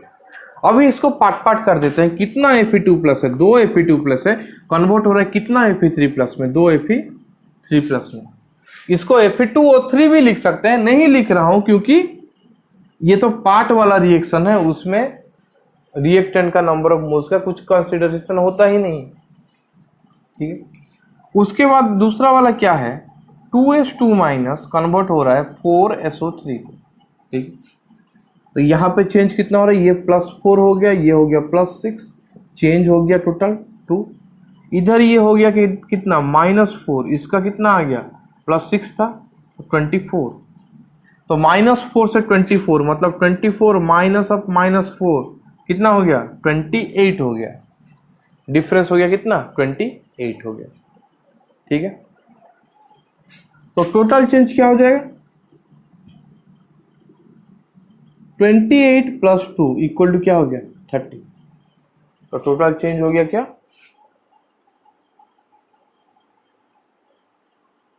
30। एक थोड़ा सा मिस्टेक हो गया था, S2 - 2 था, ये 4S माइनस था, तो 4S माइनस, तो ये हो गया कितना, -8 हो गया। तो -8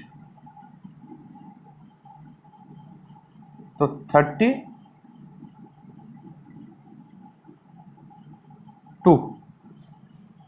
ठीक है।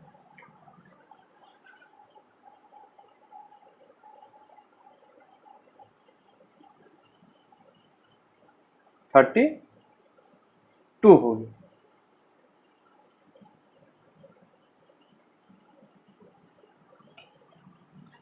तो 32 हो गया। तो टोटल कितना हो गया, 32 + 2 34 हो गया। थोड़ा सिली मिस्टेक था, यहाँ पे S2 माइनस कितना है, 2 2 4 है, तो 4 रखना है।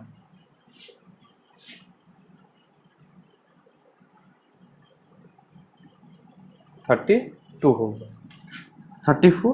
तो वैलेंसी फैक्टर कितना हो जाएगा, 34 डिवाइडेड बाय रिएक्टेंट का नंबर ऑफ मोल्स बाय 2, तो ये कितना हो गया, 17। तो मेरा equivalent weight of CuFe S2 = हो जाएगा molar weight of CuFe S2 divided by 17, divided by क्या हो गया, 17 हो गया, ठीक है। तो इसको आप अच्छे तरह से नोट डाउन कर लीजिए।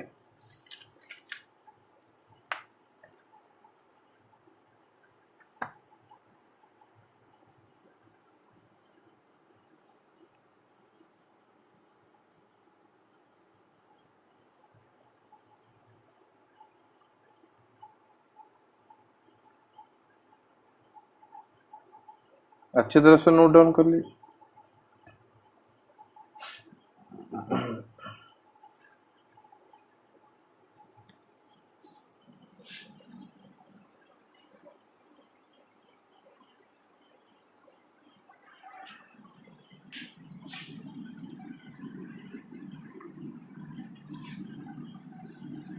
अभी आता है हमारा फाइनल केस, केस 4। तो केस 4 में हम क्या पढ़ेंगे, in case of disproportion reaction, in case of disproportion reaction. तो डिस्प्रोपोर्शन रिएक्शन में क्या होता है, जो हमारा एटम रहता है undergoes oxidation and reduction simultaneously.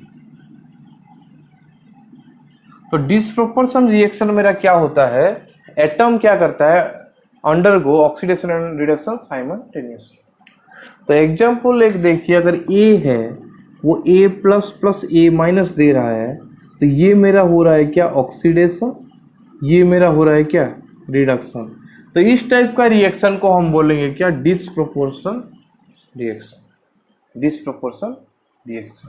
तो एक एग्जांपल पकड़ लीजिए, अगर N2 किसी के साथ मिलके दे रहा है NO3- और NH3, अगर N2 किसी के साथ बन के दे रहा है NO3- + NH3, तो देखिए यहाँ पे इसका ऑक्सीजन स्टेट है 0, आया ना, इसका 0 है, इसका कितना है, +5 है, इसका कितना है, -3 है।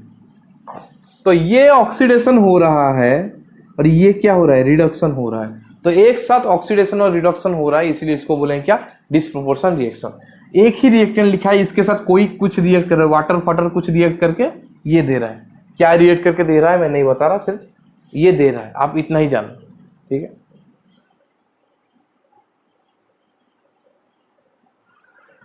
तो इस टाइप का जब रिएक्शन दिया होगा डिस्प्रोपोर्शन रिएक्शन, तो क्या करना है, ऑक्सीडेशन को एक बार कंसीडर करना है और रिडक्शन का एक बार कंसीडर करना है। ऑक्सीडेशन को एक बार कंसीडर करना है और रिडक्शन का एक बार कंसीडर करना है।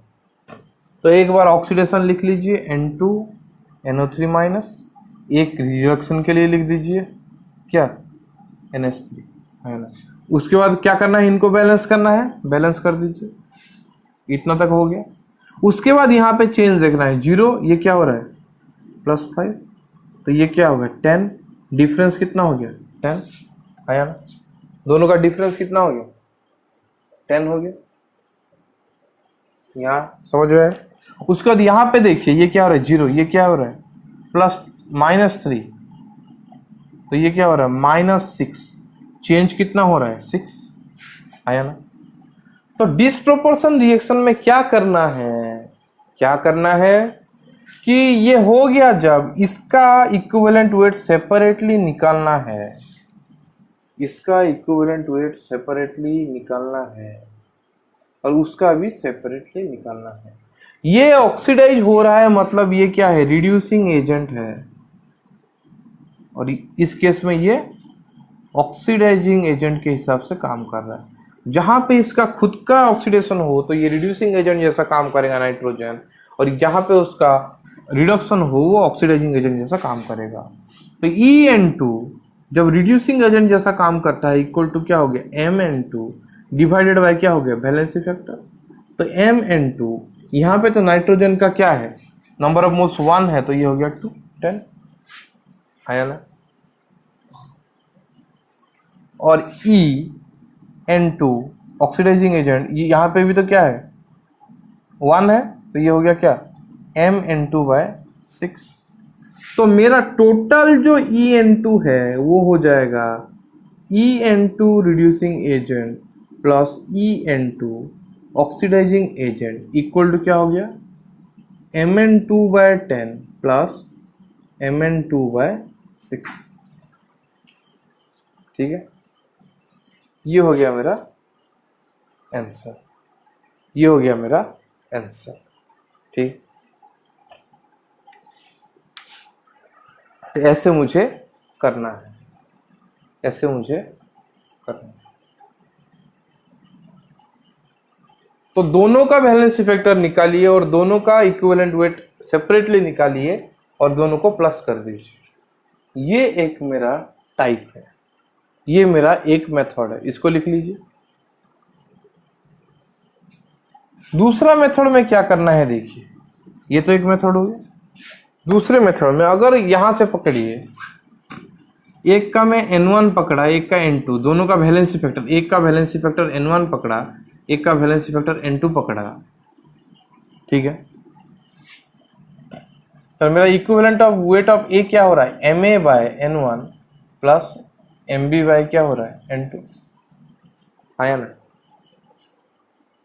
MA/N1 plus MA/N2 equal to क्या हो रहा है, इक्वल टू क्या हो रहा है बोलिए,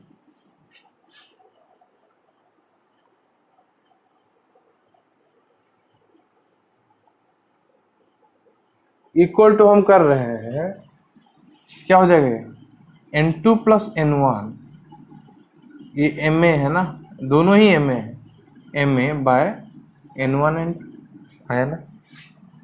यहां तक समझ में आया, आया ना। इसको इरेज कर दे रहा हूं, इसको फिर से लिख देंगे नीचे। तो दैट इम्प्लाइज ये इक्वल टू क्या हो जाएगा MA/N1 N2/N1 प्लस N2 आया ना। तो ये है मेरा इक्विवेलेंट वेट।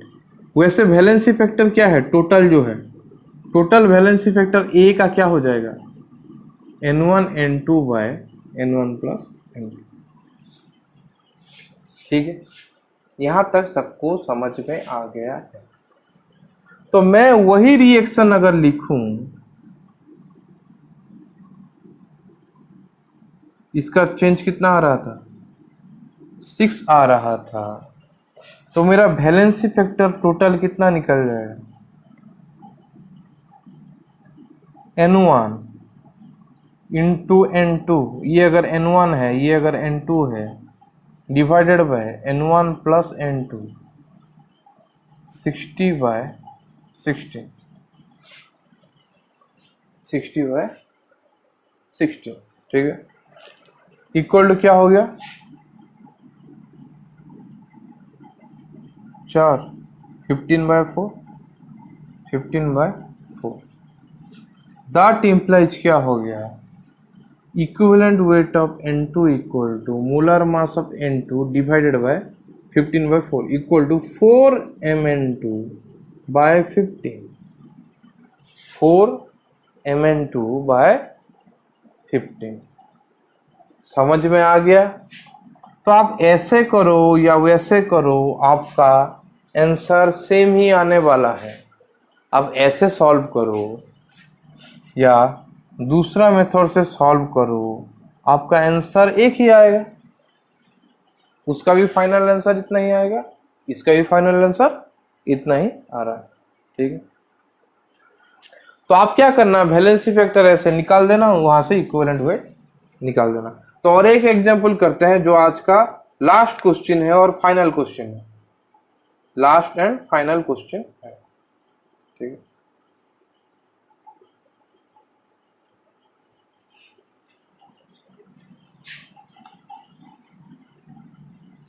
तो ये फॉर्मूला को नोट डाउन कर लेना है।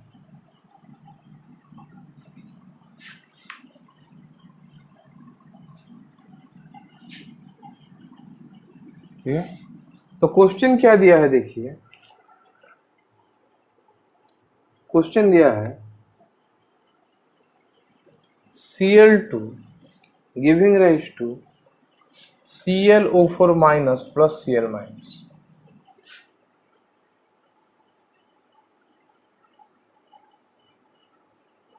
ClO4 minus plus Cl minus, तो Cl2 का तो 0 है, ClO4 माइनस का x है, तो क्या हो जाएगा, x plus 4 into -2 equal to -1, that implies x equal क्या हो गया, +7। तो इसका +7 है, इसका तो -1 आया ना। तो नेक्स्ट स्टेप में क्या करना है, रिएक्शन लिखना है। तो रिएक्शन लिखिए, एक है, दूसरा है, मल्टीप्लाई कीजिए 2 बैलेंस करने के लिए, तो इसका कितना हो गया, +7, मतलब इसका हो गया +14, इसका 0 है, डिफरेंस कितना हो गया 14, इसका क्या है -1 है, तो इसका टोटल आ गया कितना -2, इसका तो है 0, चेंज कितना हुआ 2, चेंज हो गया 2, ठीक है। तो मेरा वैलेंसी फैक्टर क्या हो गया, जो टोटल था, वैलेंसी फैक्टर टोटल क्या हो गया, N1 N2 bye N1 plus N2। तो इसको अगर हम N1 पकड़ लें, इसको अगर N2 पकड़ लें, जो भी जिसको पकड़े कुछ प्रॉब्लम नहीं है, 14 बाय इंटू 2 बाय 14 प्लस 2 क्या हो गया, 14 इंटू 2 डिवाइड बाय कर देते हैं इसको 16, ठीक है, 7, तो हो गया 7/4। तो मेरा वैलेंसी फैक्टर कितना निकल गया, 7/4। तो इक्विवेलेंट वेट ऑफ क्लोरीन क्या हो गया, mass of Cl2 divided by valency factor क्या total, equal to mass of Cl2 divided by 7/4 equal to 4m Cl2/7, ठीक है। समझ में आ गया कैसे सॉल्व करना है, पूरा इजी कॉन्सेप्ट है। दोनों को सेपरेट रिएक्शन लिख देना है और बैलेंस करके उसका डिफरेंस निकाल देना है। जब उसका डिफरेंस निकल जाए तब क्या करना है, ये वाला फॉर्मूला यूज करके आइदर निकाल दोगे, नहीं तो दोनों का आइदर ये वाला फॉर्मूला यूज करके वैलेंसी फैक्टर टोटल निकाल के इक्विवेलेंट वेट निकाल सकते हो। और क्या कर सकते हो सेकेंड मेथड में, Cl2, ये क्या है, ऑक्सीडाइज हो रहा है, मतलब ये रिड्यूसिंग एजेंट जैसा जब काम करेगा, इक्वल टू कर दोगे E equal to MCl2 divided by valency factor 14 लिख सकते हो, ECl2 oxidising agent equal to क्या होगा, MCl2 डिवाइडेड बाय क्या था, मास ऑफ Cl2 ना, डिवाइडेड बाय क्या था, 2 था। ECl2 इक्वल टू दोनों को प्लस कर दोगे, वैसा भी कर सकते हो, ऐसे भी कर सकते हो, ऐसे करने से जल्दी डायरेक्ट आंसर आ जाएगा, यहाँ पे थोड़ा सॉल्व करना पड़ेगा। कर दो, इसको भी हो जाएगा, 28 चला गया, तो 2 MCl2 प्लस 14 MCl2 आया ना, तो क्या हो गया ये 16/28 MCl2। 16/28 कितना होता है, ये 4 हो गया, ये 7 हो गया, तो 4 MCl2/7।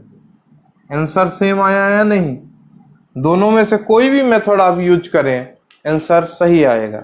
आपका मन है आप ये यूज कर सकते हैं, आपका मन हो तो डायरेक्टली फॉर्मूला बेस से यूज कर सकते हैं। तो फॉर्मूला बेस अगर याद नहीं रह रहा है तो भी टेंशन नहीं है, दोनों का क्या करना है, दो सेपरेट रिएक्शन लिखना है, दोनों को बैलेंस करना है, उनका डिफरेंस निकालना है और वहां से वैलेंसी फैक्टर निकालना है, क्योंकि यहाँ पे 1 और 1 है तो वैलेंसी फैक्टर उतना सेम ही हो जाएगा, ठीक है। उसके बाद दोनों को प्लस कर देना है तो हमें आंसर मिल जाएगा, ठीक है।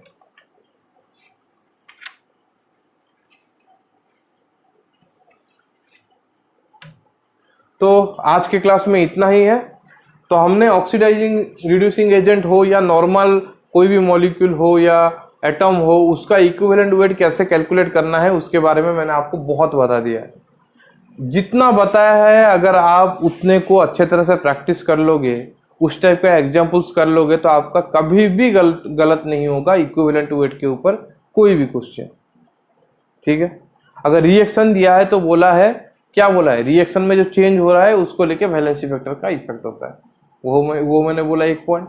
उसके बाद क्या बोला है, रिएक्टेंट साइड का ही सिर्फ देखते हैं, इक्विवेलेंट वेट चेंज कर होगा वैलेंसी फैक्टर के हिसाब से, प्रोडक्ट का कभी चेंज नहीं होगा। प्रोडक्ट का आप जैसे नॉर्मल वैलेंसी फैक्टर कैलकुलेट कर रहे थे वैसे करोगे, और बाकी मैंने आपको सब केसेस बता दिया। तो यहाँ पे मेरा क्लास खत्म होता है, अच्छे से पढ़ाई कीजिए और ज़्यादा से ज़्यादा प्रॉब्लम प्रैक्टिस कीजिए।